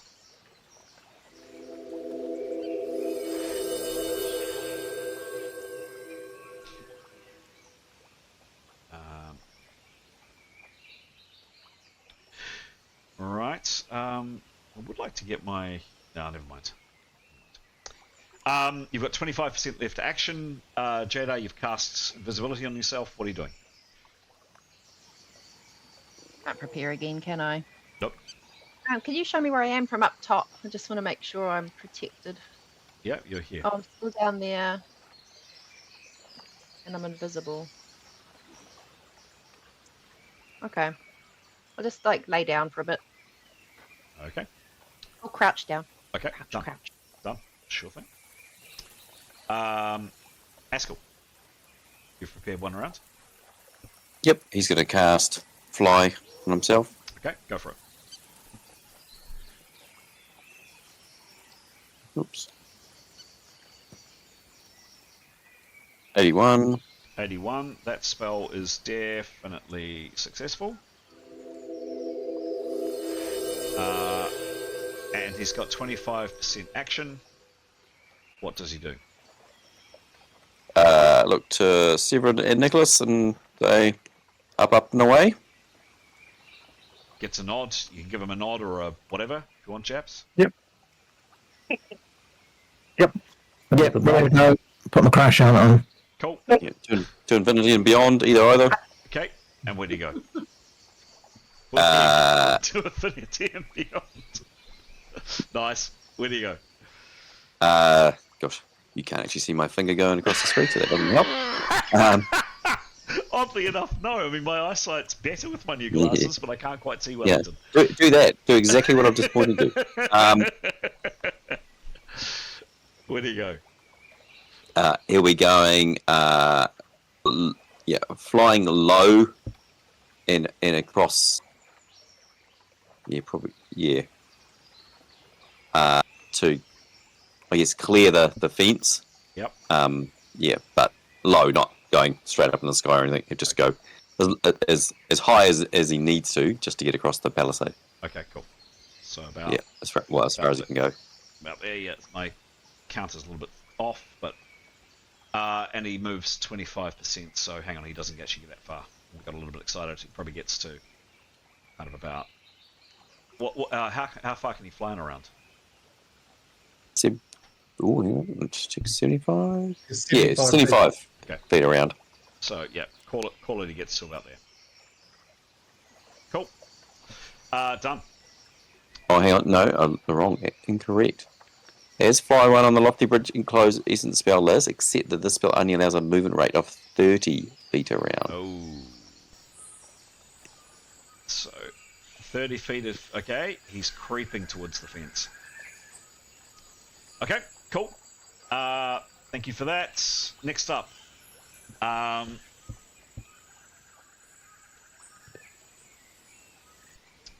does she do?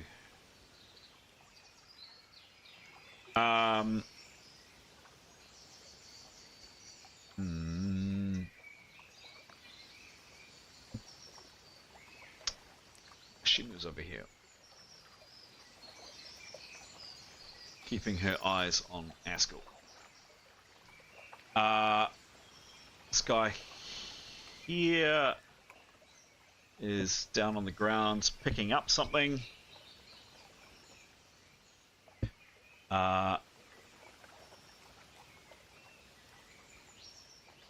There is another twang from up the hill. Being reluctant fighters, so far your boys are doing the most damage. And that was a decent roll, actually. Thwack. Yeah, again, an arrow slams into this person here. He's having a really bad day. It's actually sticking in him. It's not grazing him this time. He's actually been hit. And he screams out in pain again. And another arrow arcs down from... You're seeing these guys, Jadar, who are just loosing arrow after arrow down at the palisade.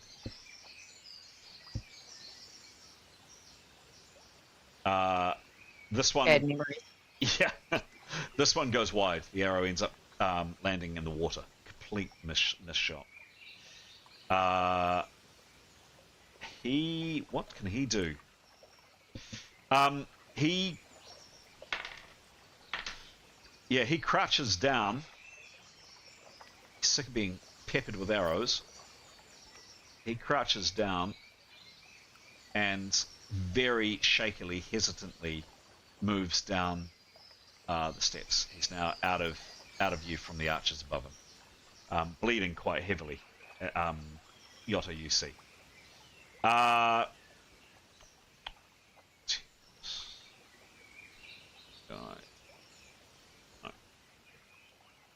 Nicholas.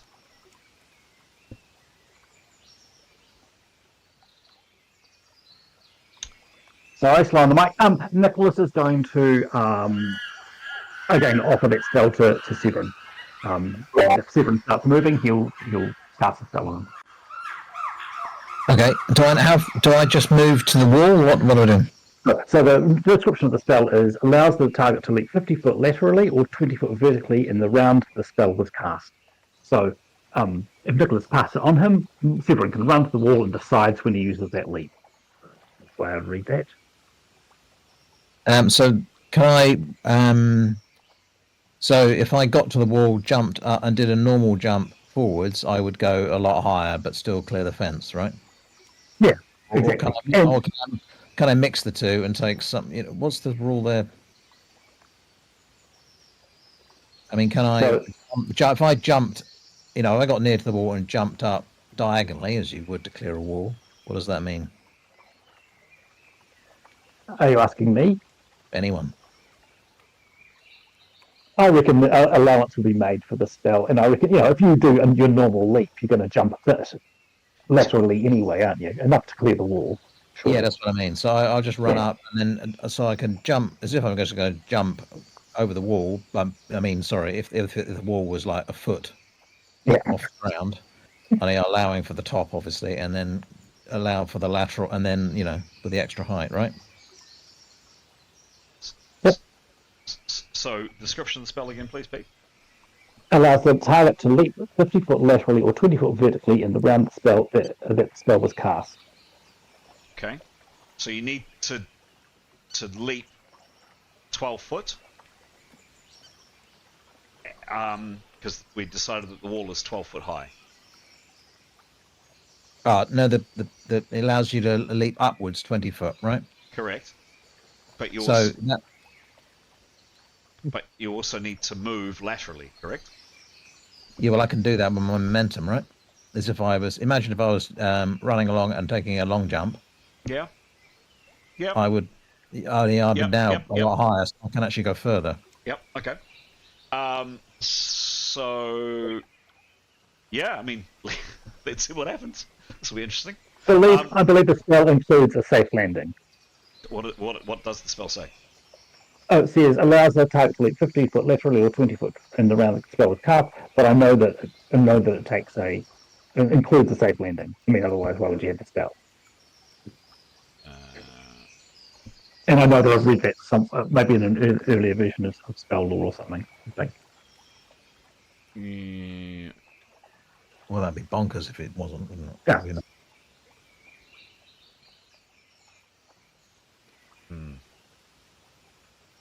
If you're leaping,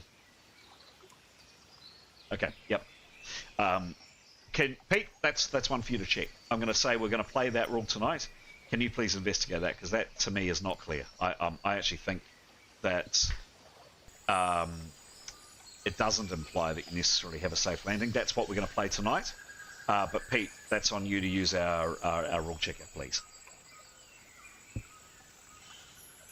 Pete? Yeah, sorry, I'm here. Yep, sorry, yes, of course. Great, thanks. Okay, so you say that. So what's your action, please? Nicholas will, if Severin's assenting, then Nicholas will cast a spell. Okay, cool. Yeah. Give me a roll.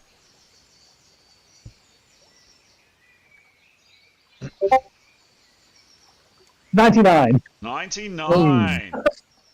I can't name your spell anyway. Spell, what a waste. spell definitely goes off. Does he jump 40 foot? Hang on, we'll come to Seven in a second. What does Nicholas do with his remaining 90%? He is going to. Sorry, I'm just moving to the map. He will move up a little bit too. So he'll start his movement down towards the wall, because he's intending to do the same thing for him next round. Okay, so what's a little bit, please? I need a bit more. Oh, he'll move to under Askell. Okay, done. Yep. Excellent, thank you. And we'll come to Severin in a second. I am going to ask for some kind of maneuver roll, Severin. I've yet to think about what that is, but we'll come to that in a second. Yotto, 10 seconds ago, you just smashed somebody with a shock bolt. What do you do this round? Okay, so can I just check, what are the relative distances to the two people in black? I'll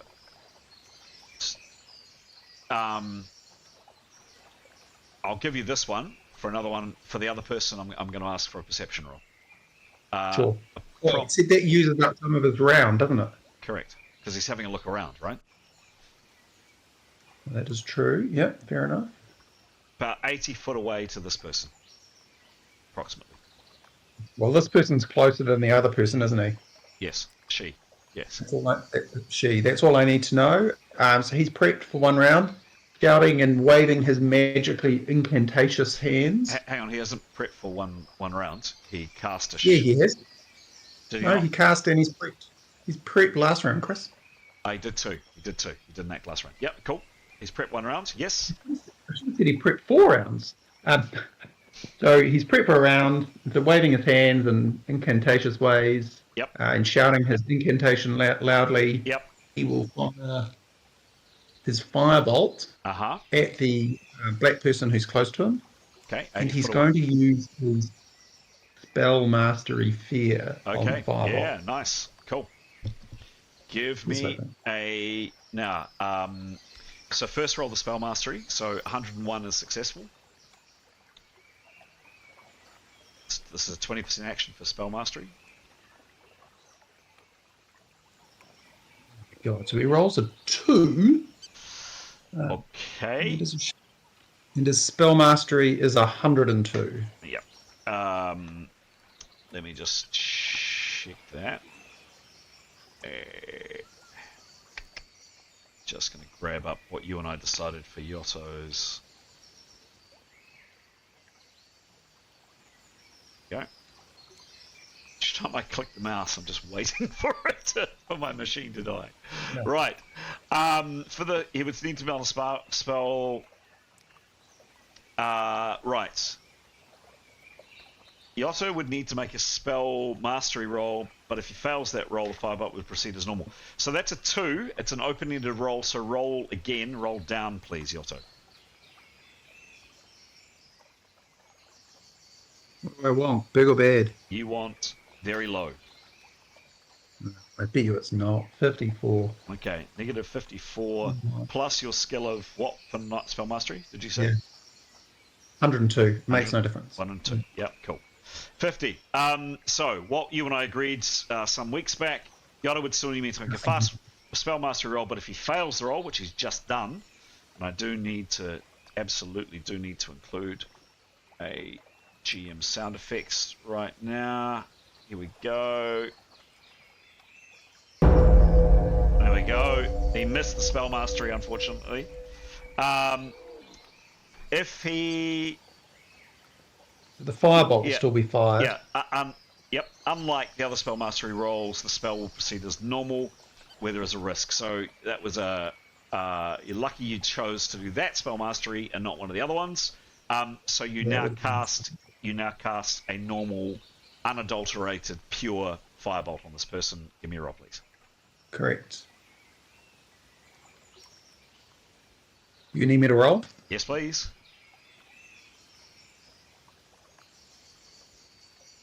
18. 18. Okay, it is a firebolt, and you had a skill of, what was it again? 80, I think you said? For directed spells is 80. 80. Yep, that's great. Thank you. Not surprised. The range, you don't get a bonus or a minus for the range. She does try to leap out of the way. However, oh, sorry. What was your attack roll? I missed that before. What was the roll? I don't know what you mean. What was the roll? What is your roll? 18. 18. Thank you. Oh, bad roll, but you still hit her, and you still did a critical. Nice work. That is a splat. It's only an A crit, but A's can kill if you roll high enough. Roll the A. Roll the A heat crit. Go for it. Briar. Can you tell me how many hit points, Chris? Yep, 6. 6 and an A. Okay, so now at this time I want 100, right? Absolutely, Yes, you do. But 52? 52 is close to 100, isn't it? Close to 100? Close-ish. So the jet of flame from your hands hits this woman, and you unbalance her. Another 8 hits. And you think you can smell her burning from here. You hit her, not massively hard, but you definitely hit her. Bam. Nice work, Yotto. Next. Oh, it's so frustrating. This guy... No, not this guy, because he's at the back. Yeah. One of his friends you just hear him yelling, "Throw, Yorick! Throw! Throw, Yorick!" And this man here launches his spear at Yotto. It's a long shot for a spear. It's at the absolute maximum range. Do you feel lucky?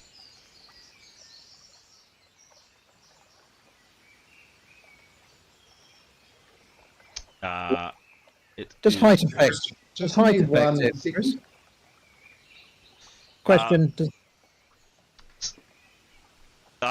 So, Yotto, your DB is 19. He's got blur active, but I don't have the closed essence shield mastery lift, but I think it's 10. Could you look that? Could someone helpful look that up, please? Sorry, I need to get this shield mastery. Yep, I can check that. Thank you. What were you asking for, Giles? It's on the shield mastery list. And the Yeah. spell is called Blur.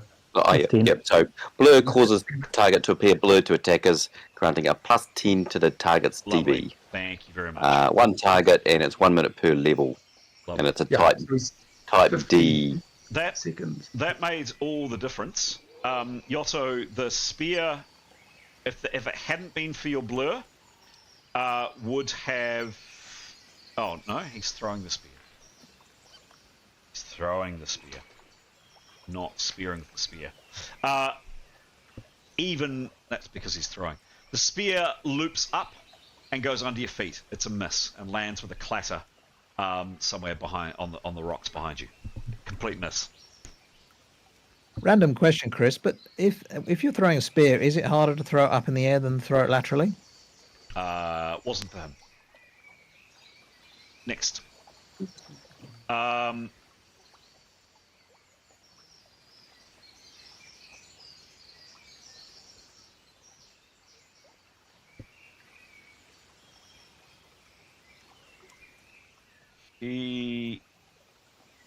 does he do? Yeah, he starts coming over here as well. Okay. There is... Can they see any... Just...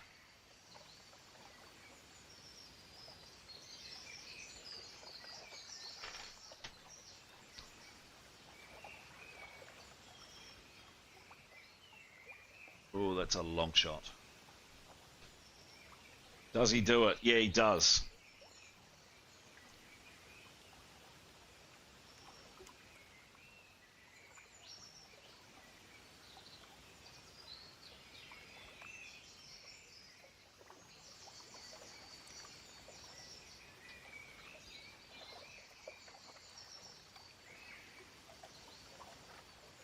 It's a good roll. But the arrow again goes wide and there's a plop as the arrow lands in the water. 7. You are literally taking a leap of faith here. You are hoping that Nicholas's spell works on you, otherwise you're going to go face force into a wall. I don't usually ask for running rolls. At popular request, I've tried to diminish those. But this is a pretty important roll to see if you get up to speed. In other words, do you trip and fall? And of course, if this doesn't work, then the spell is potentially wasted this round. So I'd like the terrain is, as you can see there, is reasonably rough. Can I ask please for an easy running maneuver? Basically, anything above a 50% action basically is 20 more than a 5 or a 10, and you're fine. Give me a roll, please. 39. 39 with your what is? Oh, never mind. You're fine. That's the main thing. You get up here, and then you do what? Jump the wall, please. Alrighty. What I'd like is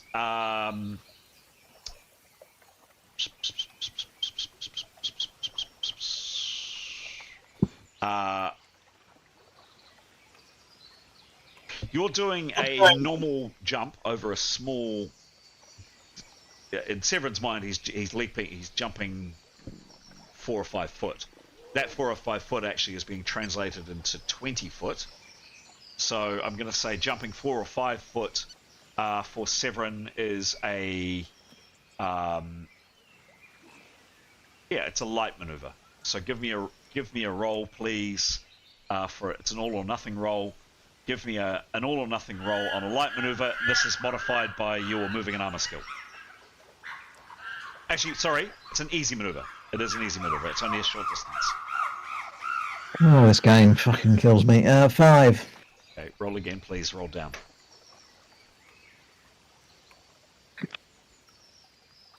Ace figures. 86.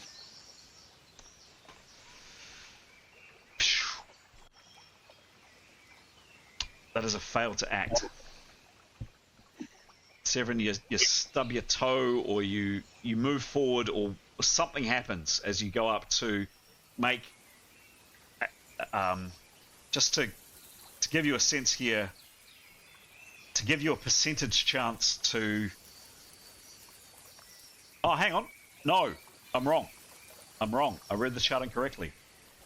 He rolled an 85. What's his move and armor, please? It's a negative. -12. -12. Okay. So even at a negative 93, you still have a 10% chance of making this, Severin. Give me a roll.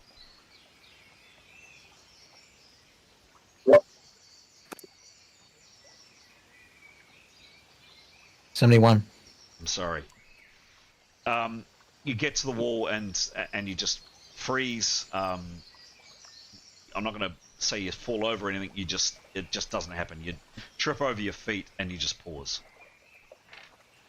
To give you a sense of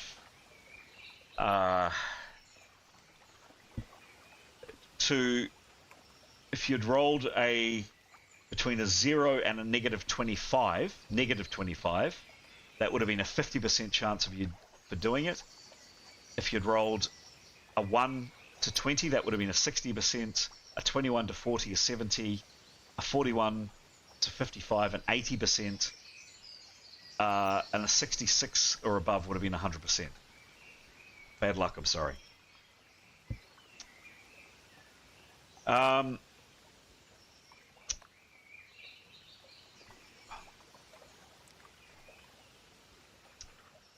This guy here, he elects to hang on to his spear, but starts moving over here and is looking for something on the ground.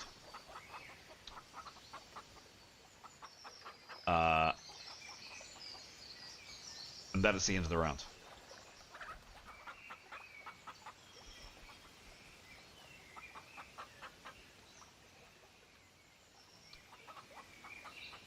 Jada, you're now invisible. What are you doing?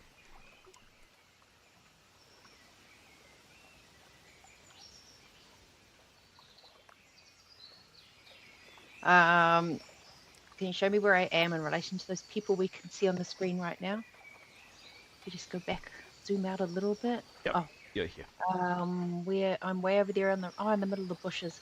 Okay, I'm gonna go towards. I think it should be fairly safe to jog towards that group of people. Okay, so you're coming up here. Yeah. How far can I go? 65 feet jogging, so twice as fast. I think. 1.5 for jogging. 1.5. Yeah. Mm-hmm. Okay. So will that get me all the way up to the fence? Tell me what one. So what is that? So a real favor, guys, in terms of just helping me, my poor GM's brain out. If you can do the maths in advance, that really does help. 65 102 feet, I think. Thank you. Oh, plus 30. Yeah, no, okay. Yep, that sounds good. 65 plus 30, 95. Yeah, okay. It just helps, guys, because it just speeds things up. Thank you. 90. Yeah, you. Behind that tree. Yeah, you trot down here. You're probably basically underneath Yotto. So you come down to about here. Okay, I'll try and get right behind that tree just in case someone gets me through somewhere. Okay, done. Yeah, thanks. Cool.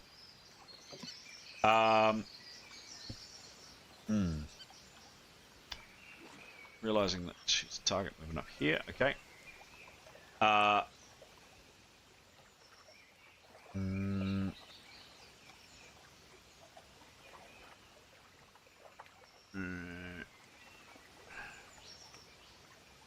Yeah.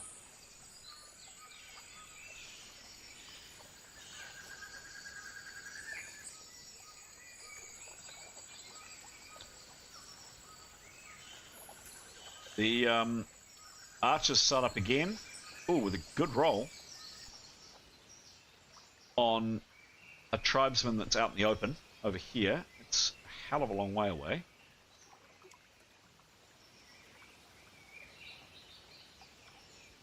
May not be able to do it. No, even at that range. Wow.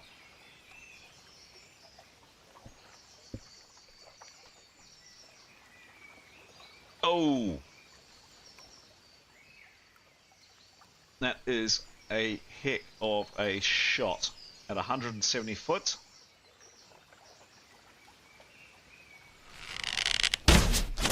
Splat.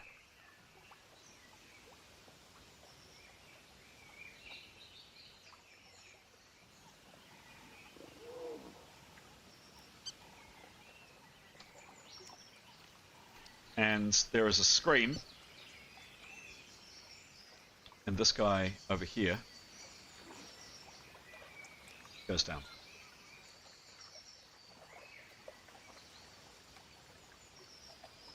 And doesn't move. Where did the arrow come from?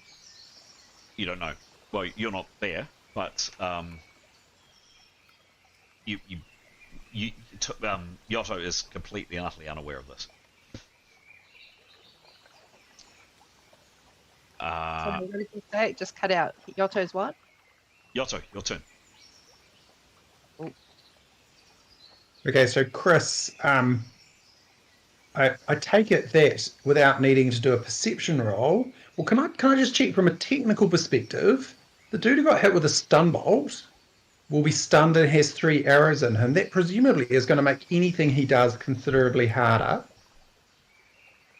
And doing anything with 3 arrows sticking out of you is going to be tricky, right? Yeah, you'd assume so. And for someone who I've just burned, presumably doing much of anything like seeing well is going to be challenging. They've just got burned. I'm interested in the mechanics You don't know. I mean, you're of unsure. the game here rather than the kind of the gameplay of the game just at the moment. Yeah, sure. So you don't know. Fine, 'cause fine, that's fine, no problem. Yep. What's Yotto doing, please? So he is going to look at this crowd. So there's 5 people here who all seem to be standing within about 20 feet of each other. Mm-hmm. You can see the 5 people I'm talking about? No, you tell me. So he is going to... So there's going west, I suppose, and then a third person under the steps.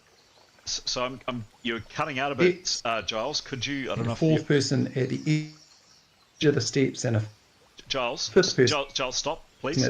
Giles, stop. Steps. Giles, stop, please. I can't hear you. I think it's your connection. Could you maybe move to a different spot or something? I honestly, mate, I was getting like every second or third word there. I couldn't hear you. Can you say that again, please? Or move to a different location? Let's try this. That's better, I think. Yep. Okay, let's try this. Okay. So there are 2 people directly to the west of down Taenya. Yep. Correct. And the person next to them, and there is a person who looks like they're under the steps. That's the guy that you And shot. then there are, Yep. yep. He's come down the steps a bit. Yep. And then there are 2 people at the base of the steps, one of whom is one of the other people in black, correct? Yep. Yes. Yep. These people here, and the person in black is the person furthest to the west. There's one here. Correct. One here. Yep. Yes. Thank you. Okay, and the person furthest away is the person who got firebolted. Correct. So what Yotto is going to do, using his last 6 power points, Yep. is to cast Stun Cloud. Okay. Waving his hands and yelling his head off. Yep. Sure. Give me a roll. And what he's going to do is aim at essentially the middle of that group. Okay. So, kind of like hereish. Yes, that's pretty good. Yep. Okay. So the line. It'll probably be Yeah, okay, that's fine. So like, it's got to be within 20 foot. It's got a 20-foot radius here, so that's fine. Somewhere with a 20-foot radius that'll capture them all. So- Except it's probably going to be closer to the top of the step, Okay. if that makes sense. Yep. But You could which was definitely people cast it within a there, 20-foot and you could. I'm going to say that's a 20-foot radius. You could get all of those people. But he's casting and he hasn't prepared. Give me a roll, please. Correct. Yep, but he is waving his hands and shouting. Sure thing. Ah, crap. 1. 1. That is a spell failure. Roll the spell on the spell failure table, please. Is this an overcast? No, he's level 7, and this is a level 6 spell. Cool. Roll the spell failure. Yeah, 41. 41. Serious mental lapse causes caster to throw an ineffectual spell. Stunned for 1 round. Could have been what? He loses his... With some of these results, it says doesn't lose power points. With this, it says that you cast the spell. I'm afraid you've lost the power points and you're stunned for next round, Yotto. Chris. What was that? Thank you. Yep. Okay. 1 round. Okay. You'll be stunned next round, obviously. So basically, Yotto, you're summoning everything in you, and you just freeze. It just doesn't happen.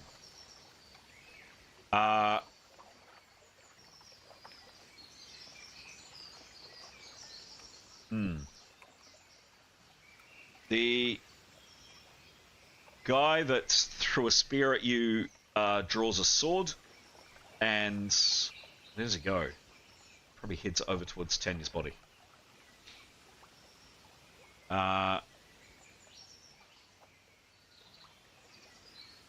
This woman here, she is screaming obscenities at Yotto, and she moves up and takes cover behind the wall. You can no longer see her, Yotto.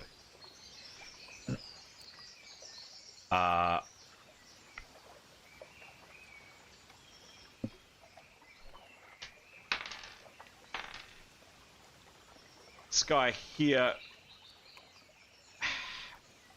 steps out. Can he see Yotto from where he is? Yes, he is. And fires a bow at Yotto.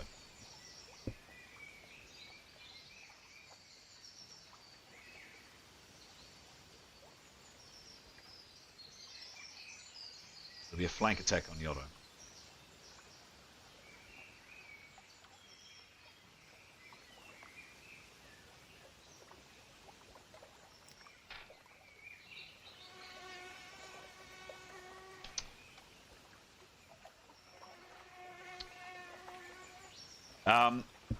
Good news is he's not very good with a bow. He's definitely not a trained archer.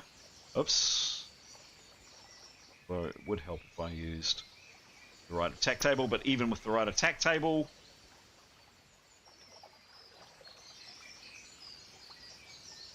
even with the right attack table on Yotto, even with Yotto being stunned, the arrow misses. It just goes rocketing past. In fact, Yotto, it misses by quite a long way. Askell, you move forward 30 foot. Is that right? Or something else? Okay. Yep. So he'll be trying to go as the most direct sort of angle to get across the wall and behind the house cottage. Cool. 30 Yeah, foot. but still saving the ear. Yeah. Cool. So 30 foot will allow him... Sorry, I've just got him on a bit of an angle here.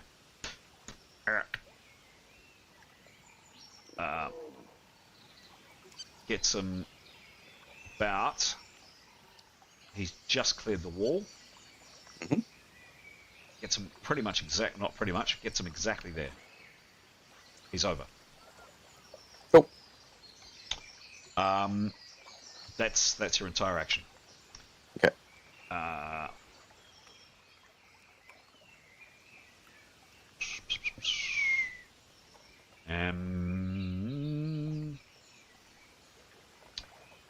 Okay.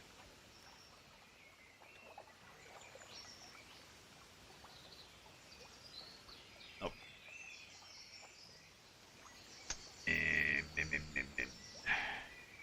What's he do?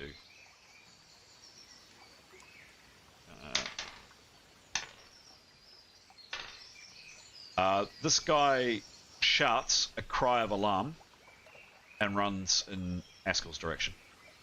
He starts moving in Askel's direction.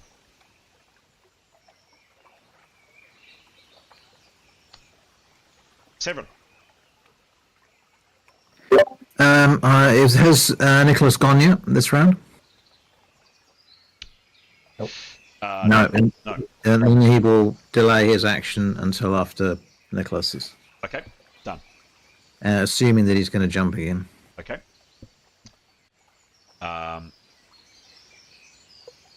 Cool.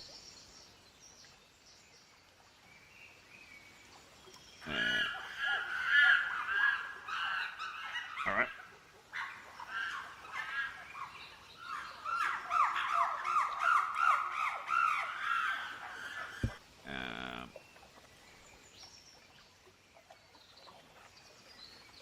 This guy starts moving down in this direction too.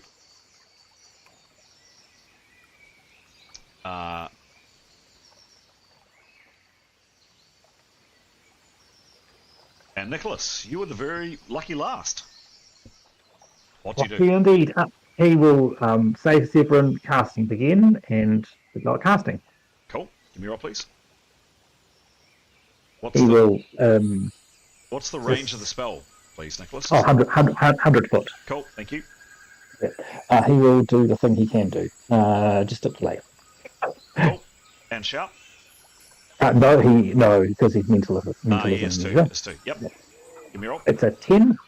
It's a 10. Is this an instantaneous spell? It is, yeah. Okay, cool. The spell goes off.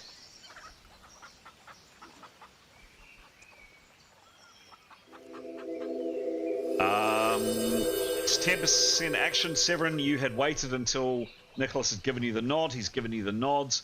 You back up a smidge and give me another running attempt. Again, this will be the same, so this is an easy maneuver based on your armor. Give me a roll to leap the wall. 35. 35. 35 minus, was it 12? Yep. Okay. It is a 70% chance that you leap the wall. 70 or under, and you're over. 70 or under, and you're 18. over. Sorry? 18. 1-8. 80. Severin, you're up over the other side, and as per the rules we're playing tonight, you land safely on the ground. Pete would like you to check that rule, please. Sure. Cool. That is definitely your action, Severin. Nicholas, you cast a spell. That was a 10% action. You got 90% left. What do you do? Lay down so he doesn't have to do a running maneuver to reach the wall when he wants to leap it next round. He moves down? Yeah, so he's in a good position to do his run and jump next round. Okay. He will... Yep. I will ask for a run and jump as I did for... Actually, I didn't ask for a run from Severin last time, but I'm not going to. I will ask one for Nicholas and then the jump itself. Yep. Great. Sure, mate. Cool. Excellence. And that is the end of the round. Initiative. Hold on, initiative.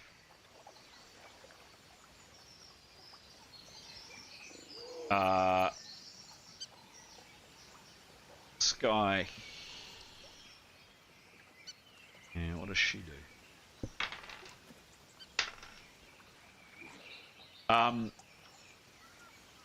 She draws her sword. Oh no, she's got her sword drawn, and she moves down to here. She's obscured by the house. Next. Askel. you have just made it over the wall. You saw a woman in black move in behind here. You can probably just see her actually, just see her there, and there are another two people, one looking like that, one looking like that, moving their way, not sprinting, but moving quickly down towards you with weapons drawn. What do you do? Right. So Eskel would be still aiming for the corner. For the building to the corner. Mm-hmm. So, as far as you go, I don't know if that's 30 feet. Let's find out. So from there to there, 30. I'll give you that. 36 foot.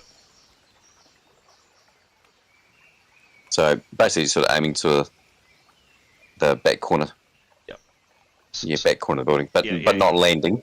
Yep. So this one, yeah, this one here, where the cursor is. Yeah. Cool. Yeah. Okay, just give me a sec. The little Hujamil, what's it? What did you call it? The TARDIS, Giles? Doesn't seem to want to work. Yeah, that's right. Yep. On Eskel very well. There we go. Not landing. Not landing. And about... What about there? Yeah, yep. Cool. Yeah, because he can, was it 7 minutes of flying? Okay, cool. Yeah, he's got plenty. Done.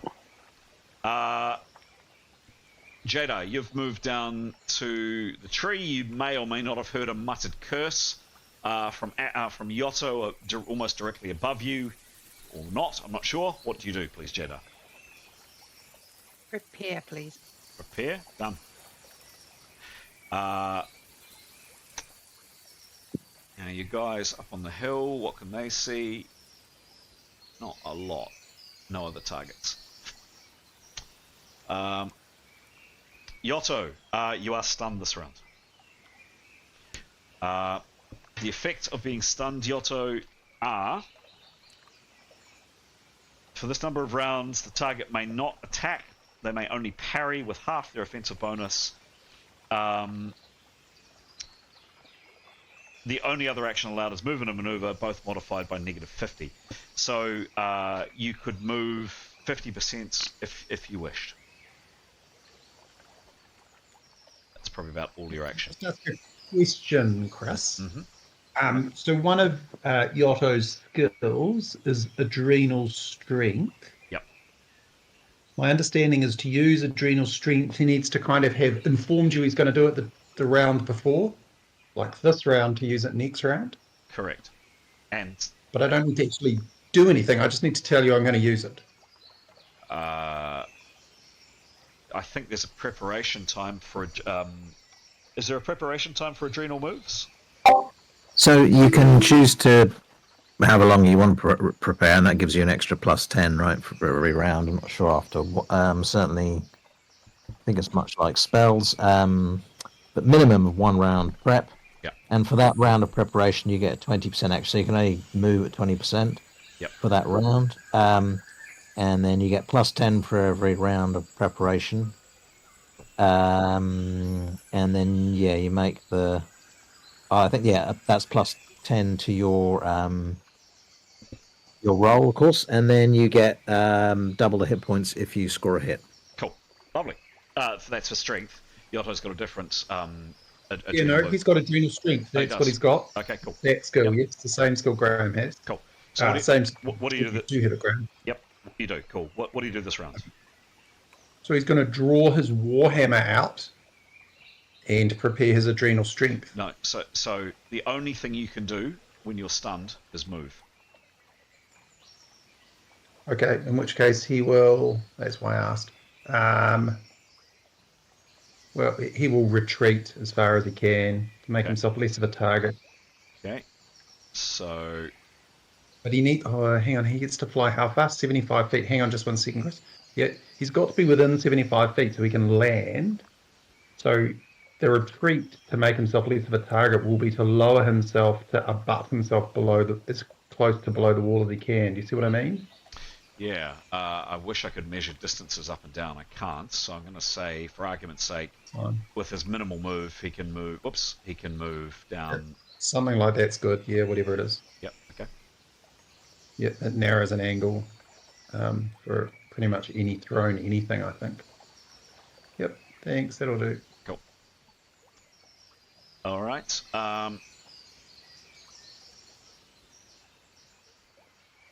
Nicholas. Nicholas is going to cast Leaping on himself. Mm-hmm. Give me a roll.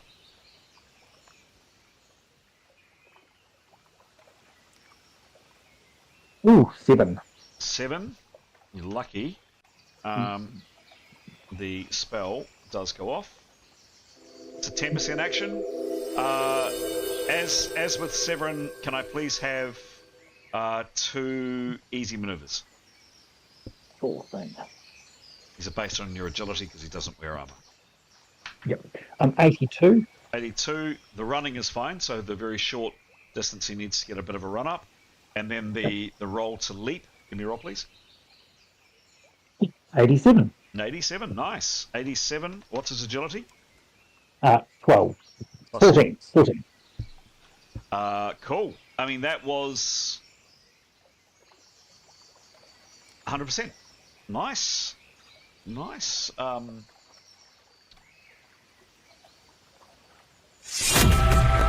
leaping there, Nicholas. You leap up and over, and you're next to your companion. On the ground. Maybe behind him, please. Okay. Sure. Done. Okay.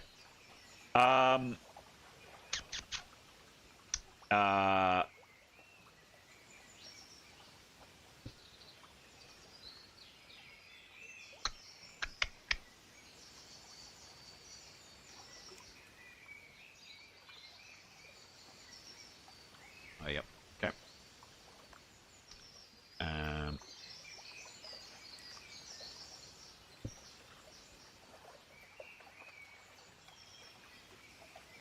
Okay.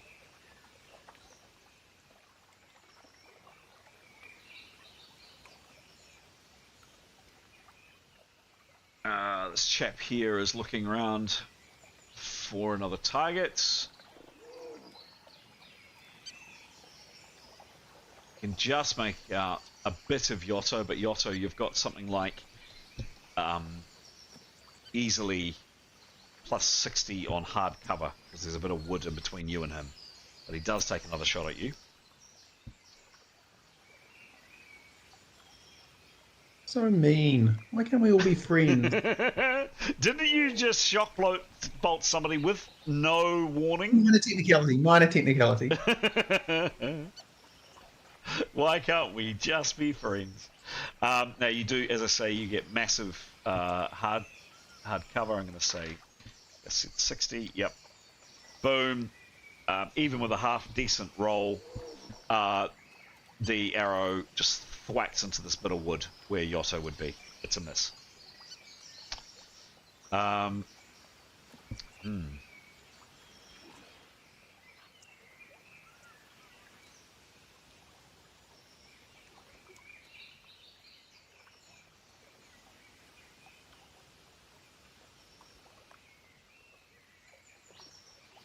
he's wanting to come and join in the fun.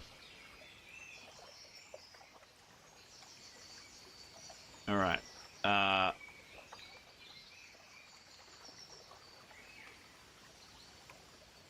Seven. You've landed. What are you doing? Shoot the bugger. Okay. You did say you had your bow out. Who are you going for? You've got 2 targets. Bloke on the front, closest. Okay. Cool. That is a distance of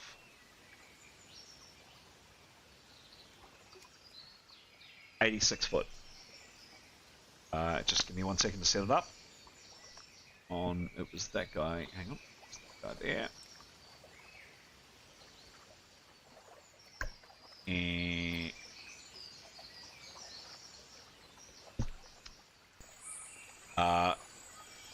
it is with a composite bow, plus 70 for the composite bow. Just want to check that. No, substantially increased. Plus 102. Wow, okay. I need to update this just as well. I checked. Cool. And you don't get a penalty or a minus for the range. Give me a roll, please. 64. 64. Ooh. Even plus with the one. sorry. All right, go on. Even with the shield. Even with being ready for trouble. That is a decent hit. Splat. Severin, that was 18 in the C puncture. Roll the C, please. All right. Come on, Severin. Let's even this numbers. 78. 78. That's a good roll.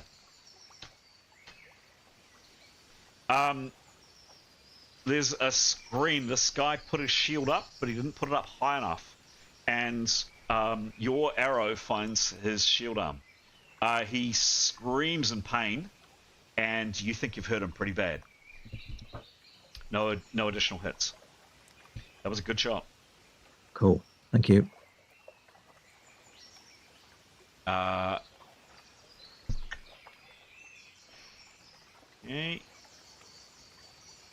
Obviously, we'll reload for next time, but yeah. Okay.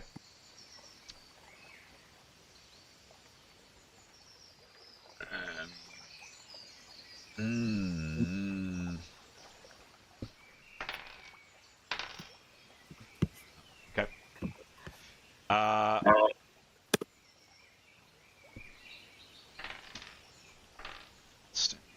Okay. Yeah, your chap here is not wanting to move. He is that was a really good solid hit on him. He's not happy at all. And stays where he is. And this guy moves up somewhere over here. Or moves behind the house. And you now know where he moved. Or he moved somewhere in behind the house. That is the end of the round. Initiative.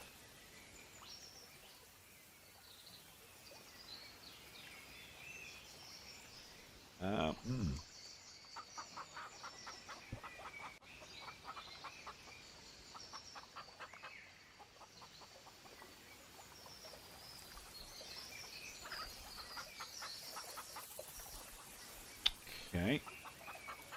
Jada, what do you do? Well, Jada, since having geared herself up with her trusty bell of stunning chimes and laid the groundwork, she's going to attempt to render our foes temporarily helpless. So here goes my roll. Waving my arms around, doing all the things. I think I have to have my arm out straight, actually. Okay. That is a pitiful 27. Lucky I prepared. So, what is the description of Stunning Chimes, please? It's a level 5 spell. And it, when cast, stuns everyone within 20 feet, except moi. Okay, cool. So let's see what 20 foot looks like. Let's hope everyone's not around. 20 foot is... That is... Oh... Oh, sorry, I forgot to walk to the fence. Do I have time to do that too? That was the plan, to be fair. Yeah, sorry, I forgot that I was not quite there. Okay, I'll give Thanks, you Chris. that. Just, and you have 25% action in your call, so yeah, you can move up, and you cast... Where's the people gone? Where did you move them? Stunning Chimes. That's 20 foot within... Did it? 20 foot is... that. You're kidding. Even if I go right next to the fence, I'm not going to hit that one in the circle. That's 30 if I foot. walk right next to the fence. You've got... Well, you can't see them for a start. You're casting it blind. Oh, yeah. Yep. You cast the spell, not that you've got no idea if it works or not. So, well, hang on. You've got no idea if it hits anybody. Where's the people? Damn, I can't see them anyway, though, can I? Nope. What was the roll, please? 27. 27. You prepared for 1 round? Yeah. Minus 15. Really quiet bell, by the way. It hardly makes a noise. And unfortunately, my sound effects have gone. I did have my little Because ding, it's ding, a ding. mute bell. It's a very quiet bell. No, it is a bell, I'm afraid. So you ring the bell. Oh, I've prepared so long for this moment. This is so deflating. Oh no! Yeah, you ring the bell. The spell does go off. That's one perhaps piece of consolation. The spell does go off.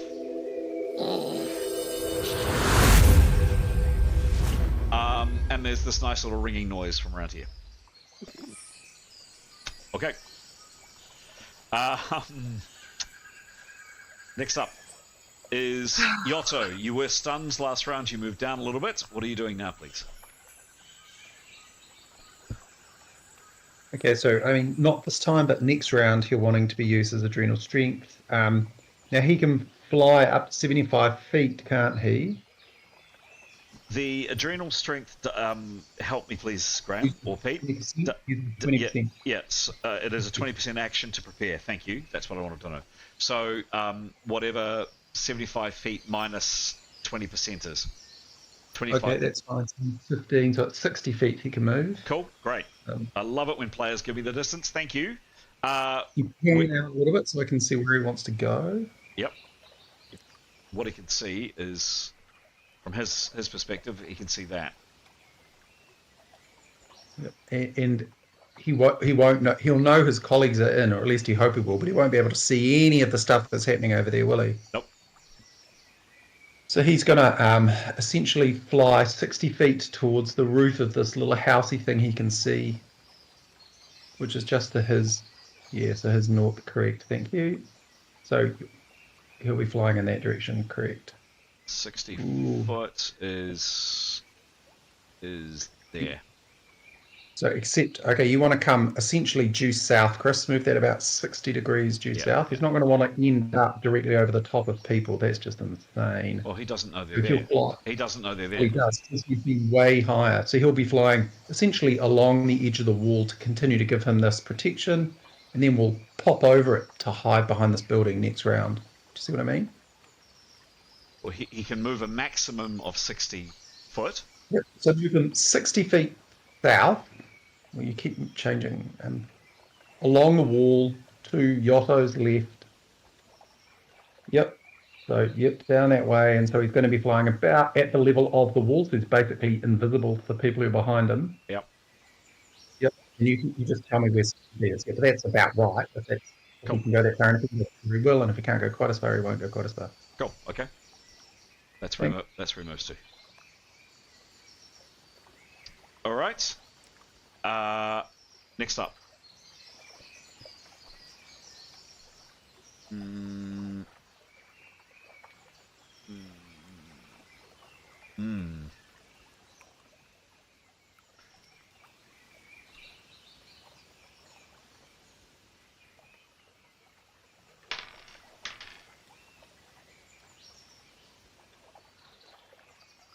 Okay.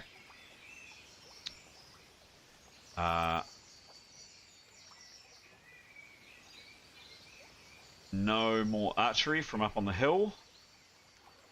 Haskell, you're at the corner of the building. You've just seen one of someone's arrow. You assume Severin whack into that guy. There have been at least 2, maybe 3 people moving behind the house. What do you do?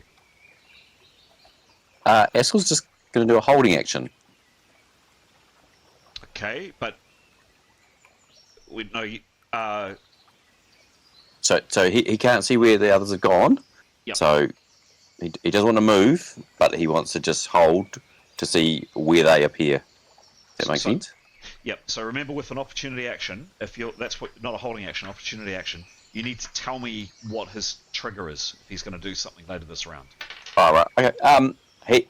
So basically, if he's just wanting to see if someone comes around to the left or the right. So I guess he's just looking for that, and then he'll move If people come around to Askell's left, he will move to the right. Okay. If they come around to the right, he'll go left. Okay. All right. Cool. Thank you. All right.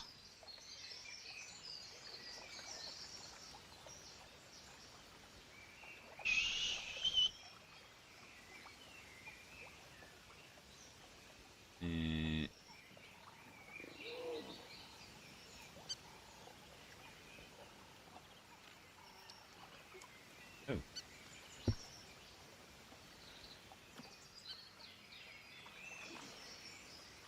Oh.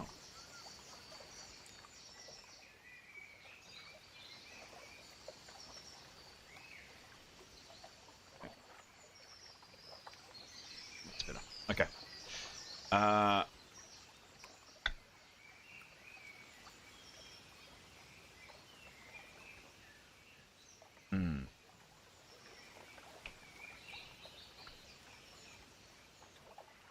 Okay. Nicholas. He is going to pair. He's going to what? Sorry? He's preparing. He's preparing. Cool. Okay.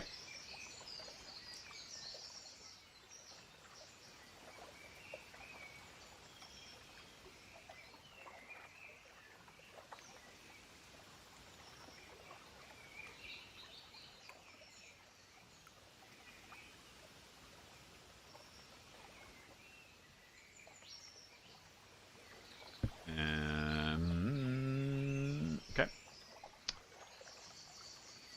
Severin, you've reloaded. Cool. He'd like to fire at the other chap. What Oh, other sorry, chap? there's no one across the river, I mean. Across the river. The one that's lying on the ground, not moving? Not him. Oh, I thought, sorry. Oh. No. He's too far away, the other guy, isn't he? So, no, I'll go for the guy I've shot then. If that's the only other target, I'll shoot the same bloke. Okay. Okay, give me a roll. 33 Mm-hmm. plus 102. Cool.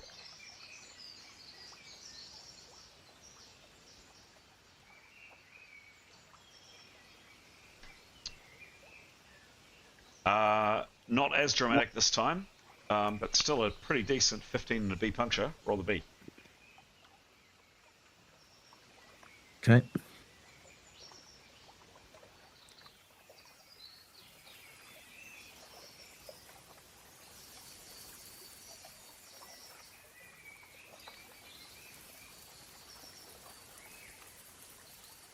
Roll the B. Mm-hmm. Yes, please. Yeah, sorry, I was just waiting. 54. 54. Boom. You hit him in the chest. Another 3 hits. And yeah, he's not having a good day. Yes. Wallop.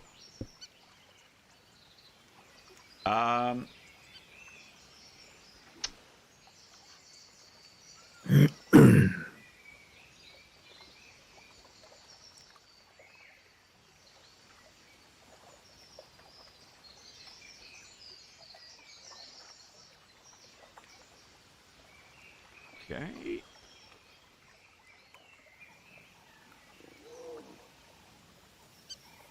And does he?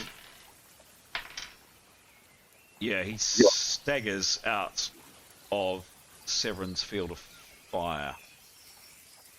No, does he? Distance is that? Maybe he doesn't. Oh no, he does have enough movement. Yeah. He's had enough of being shot. And that is the end of the round. Sorry. Chris, can you just do a little flyover of where they all are? You don't know where they are. Well, as of 20 seconds ago, I did. No, you didn't, because you're keeping down below the wall. Okay. Okay. Initiative.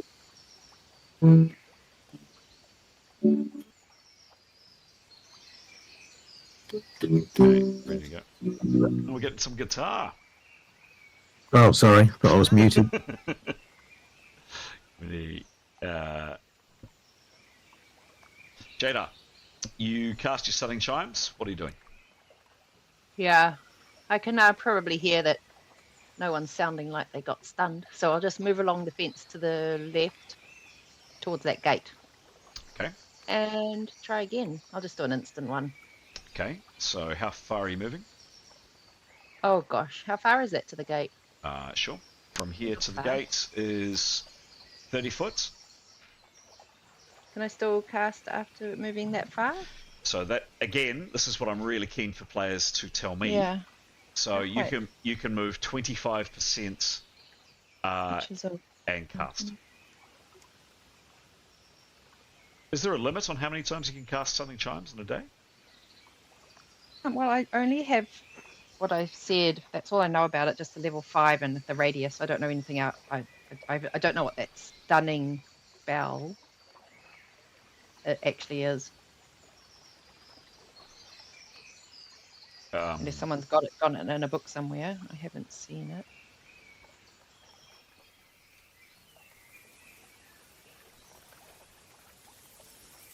Here we go. Descriptions. Okay, just one sec. And control.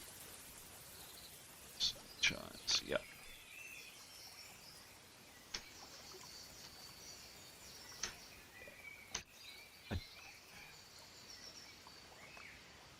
Out of stunning chimes.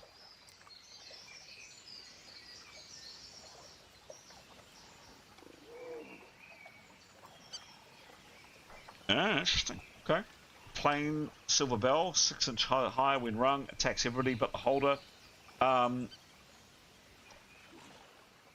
Doesn't actually say how many times in my description. So I need to check that up as a rules check. I'm sure there was a limit, but according to my description, there isn't. I'm going to rule then, Jada, that absolutely you can cast it again. There's nothing that says it's currently that I can see that says it's only once per day or twice per day or whatever. All right, let's give it a go. Well, hang on, no. You need to tell me, please, what is 25% of your movement? So if my movement is 65 feet around, walking, and a quarter of that is 15-ish. Okay. 15. So 15 foot would get you to there. Okay. Oh, yeah. I hope there's someone there. And now I can cast. You can't. You can. There's no preparation on this. Give me a roll. Okay, so I've got to hold my arm out straight though. Ding, ding, ding. Yep. 42. 42. Spell goes off. No, it doesn't. Negative 30. And what's Jadar's level, please? 8. 8 plus 8. Okay, 12 plus 8. Cool. That is a...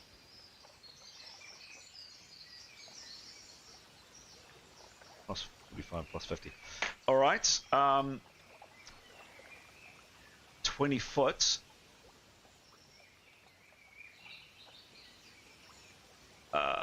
Does get that person. Not that you know this, Jada, of course. Cool. So they Make a noise like that. Sorry? Do they make a noise when they're stunned? Like, or not necessarily? Nope. Okay. Nope. So they need okay.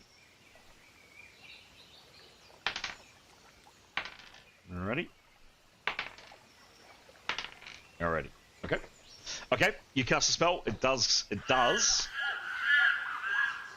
go off.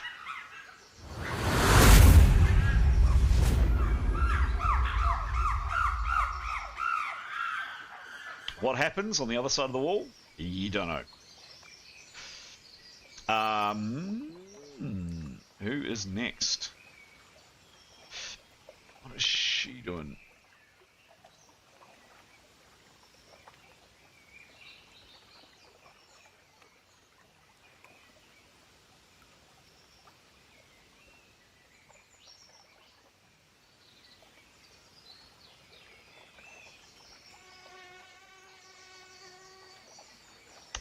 Yotto, you've got to here. You're down behind the wall. What are you doing?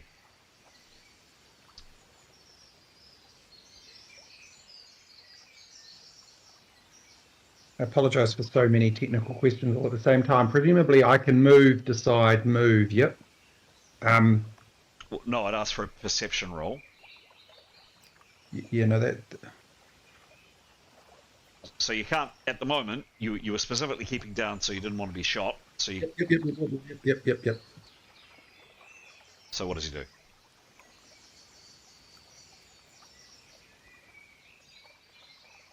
So he'll spend 20% of his action on his adrenal strength again. Mm-hmm. And then he's going to pop over the wall and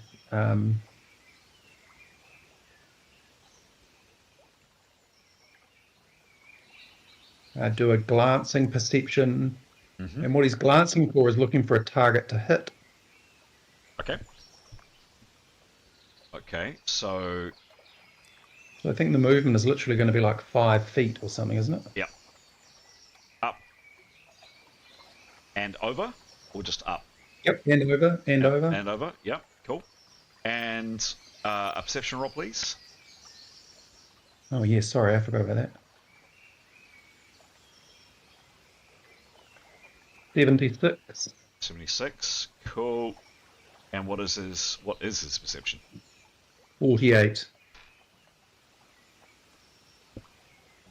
So he's looking for, a standing up, looking lively target, basically. Yep. Cool. Yeah. So he gets. Rick. He gets over the wall, and he sees the following. He definitely has a good look around. He clocks the body there. There's this guy here. With an arrow on the a bow and arrow with an arrow on the string, and I just want to see if he had acted before Yotto.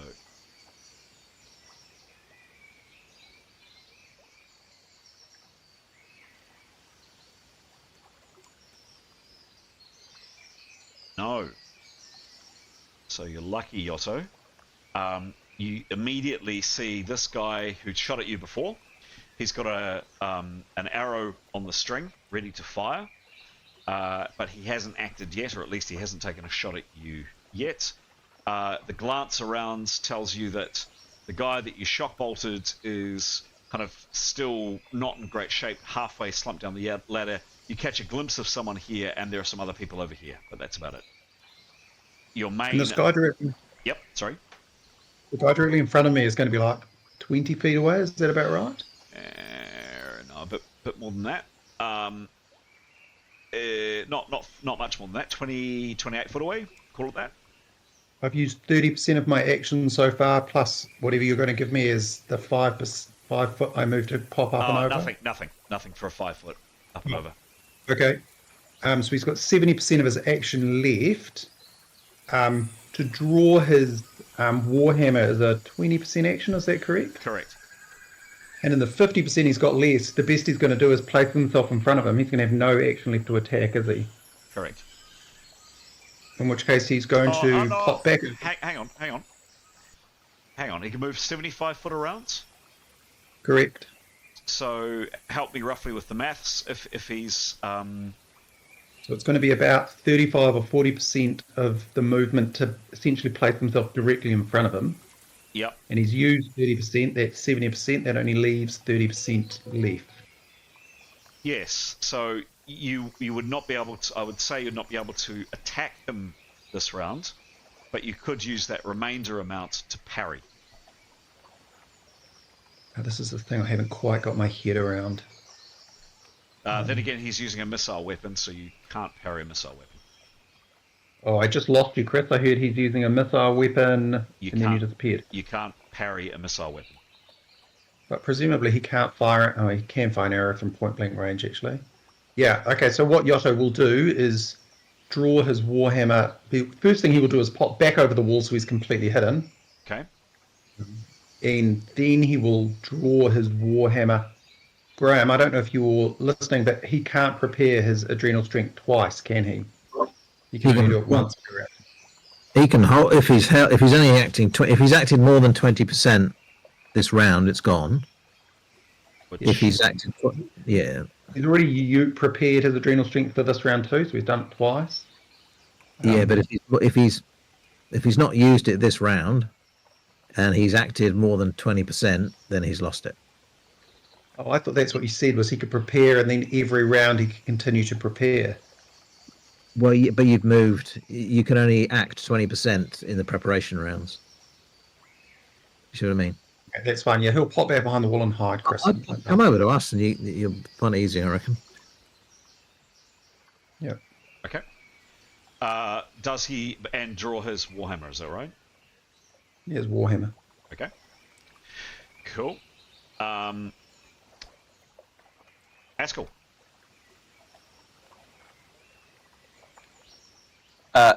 Same as last time, he'll be looking left and right. Cool. If they come from one direction, he'll go the opposite way. If they come around both sides, he will go over the top. Cool. Nicholas. You prepared one round, I think? You prepared one round. Can he do a snap perception? Yep. Give me a roll. 10%. He particularly wanted to look over he wanted to look over the other side of the thing. He knows there's other people around, so he definitely wants to. Yep. Give me a roll.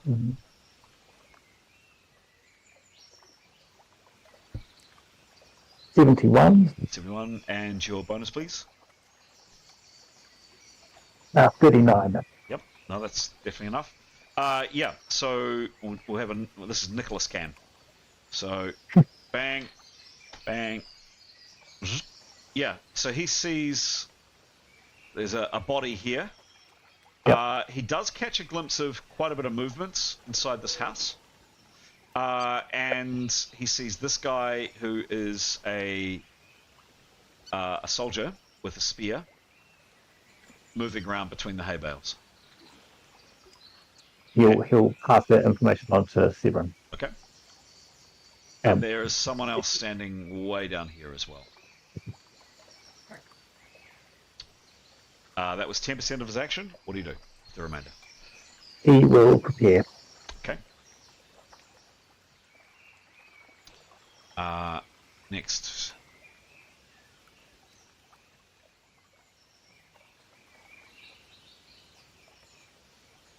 All right.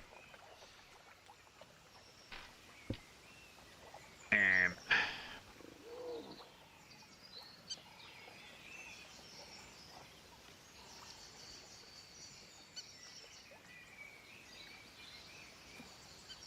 just coming.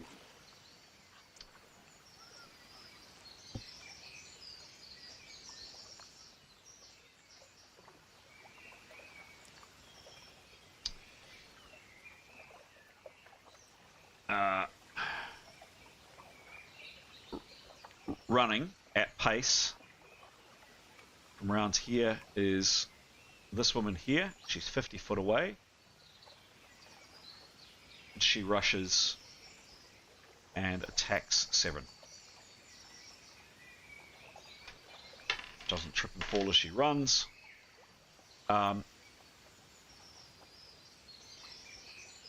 Someone from around here also moves around. They get to about there. And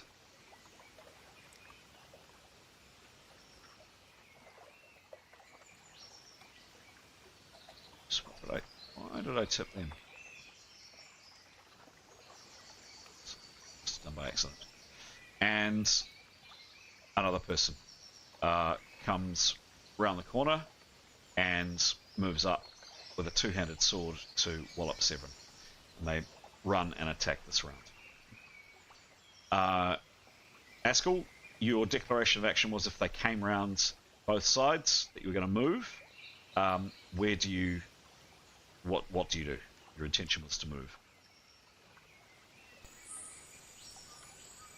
Oops, sorry, turn that on. I guess he was going to go to move over the top if they came of the That's right. house if they came around both sides. Yep. So he does that. And then how much action would he have left? Where's he moving to?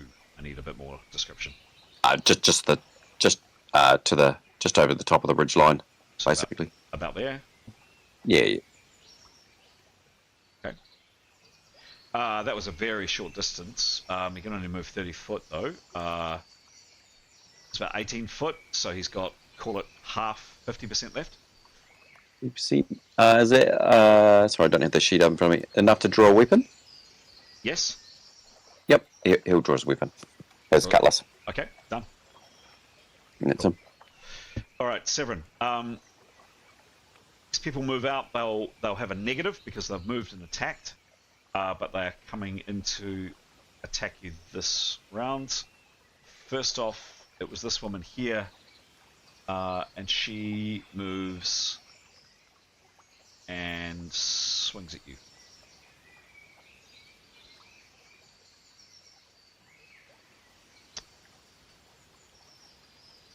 And you don't have a sword in your hand nor a shield, Severin.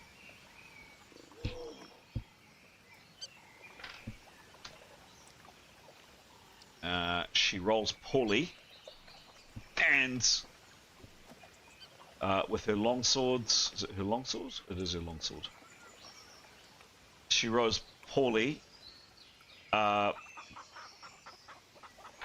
poorly, and delivers 8 hits, Severin. Oh, Okay. yep. And then the woman with the two-handed sword also moves up. And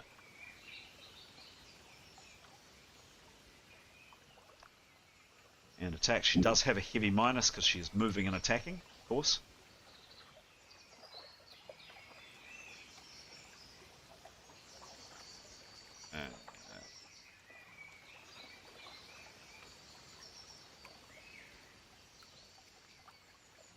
She was parrying a little bit. And that's a complete miss. This massive, massive two-handed sword comes sailing through the air, Severin, and very fortunately misses you. Glancing shot. This woman here that just hit you moved and then hit you for 8 hits. She's obviously pretty good with that longsword she's wielding.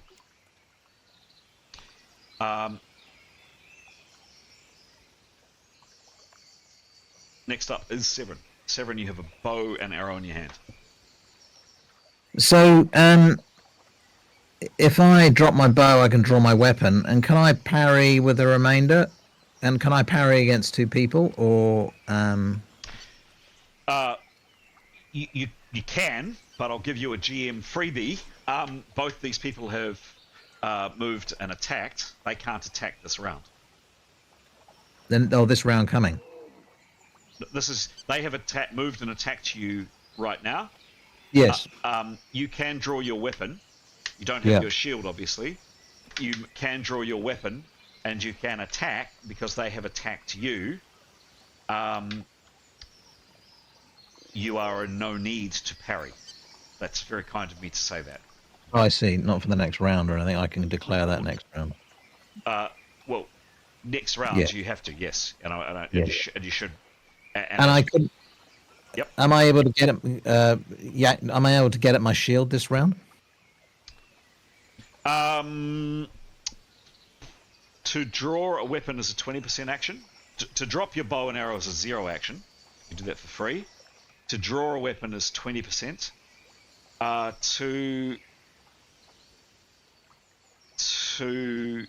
going to say it's quite cumbersome to get that shield off your back.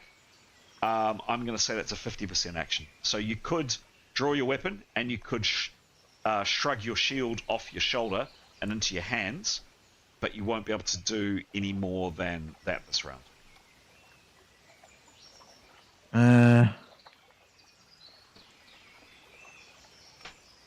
How does that affect my DB? Got a DB of 50 from memory with your shield. It's a magical shield. It's quite considerable, isn't it? Yeah, that's a hell of a whack. So I guess I will get my shield. I've got to defend myself if there's too many. Okay, so drop the bow, 0 action, and draw your sword and ready your shield. Cool, done. You've got 30% left action. Do you do anything else with the remainder? Well, I will. What can I do? I could. I can't really do it. I mean, I can move away, assuming that Nicholas moves with me. But no, there's no point, is there? I can't. I can't take parry over. So. Correct.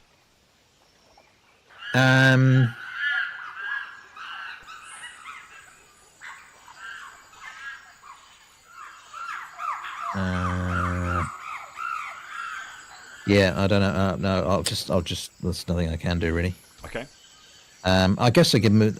If I move, no, because has Nicholas already gone? He has, hasn't he? He prepared this round, yes, and No. look around. So he's active All right. this round.